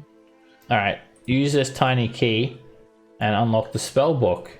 And when you do, the shadowy skulls, they rise up the second you flip the first page, and they start to surround you. I close the book. And you you immediately find this wicked-looking curse. It looks like a skull and crossbow. And it sort of ruffles your feathers a little bit. And now you're cursed, Ruckus. Fun. Good. Well, now that the liability's out of the way, I'll check what spells are in it. And All right. So try whatever we. What do we have on cash on hand after all these things too? dwindling quickly. Yeah. And Blackhand, he does flick through the spell book. Let me see the value. Perhaps we could even do a trade. And he starts examining them. He looks at that black spell book that you guys just opened and realizes that the handout doesn't open. So he'll skip that one for now. He looks at the red one. Burning Hands, Detect Magic, Disguise Self, Fog Cloud, Ray of Sickness, Silent Image. These are all first level spells. Let me take a look at the Umber one. What do we have here? Charm Person, Find Familiar, Identify, Magic Missile, and Sleep. Polywaffle, first level spells. Then he looks at Flennis's spell book. Burning Hands, Detect Magic, Ray of Sickness, Shield, Darkness. Misty Step, Scorching Ray, Animate Dead, Fireball. This could be worth something. That's a third level spell. And then he finally gets to the Cursed Black spellbook. And I can't open the handout. I'll have to reload my page. I'll get back to you guys with prices for those spell books next week. Well, she dropped a fireball on us, so I assume that was in there. It'll be enough to definitely swap for a single magic item, but maybe more. I'll sort of take a look, do some calculations, and let you guys know. But for now, Make sure we leave aside enough for 250 for the remove curse. Yeah. for now we'll Maybe he's got a scroll of that. yeah, we'll wrap it up for tonight, and you guys can have a think about. I want to buy the potion of climbing for Well, 50 gold. Okay. Because we might visit this person's, See this you later. this duchess's place, and maybe I go in there, and maybe we get lots of magic items free. Who knows? It only makes you climb though, and we all gotta go together.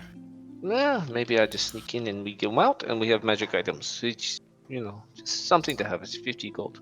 Yeah, that's pretty Jackpot. handy. All right, potion of climbing. Add that to your inventory and cross off 50 gold, and then have a think about maybe what items you want to buy. If anyone wants to buy mundane equipment, maybe let it be known as well, and make sure you're level 3.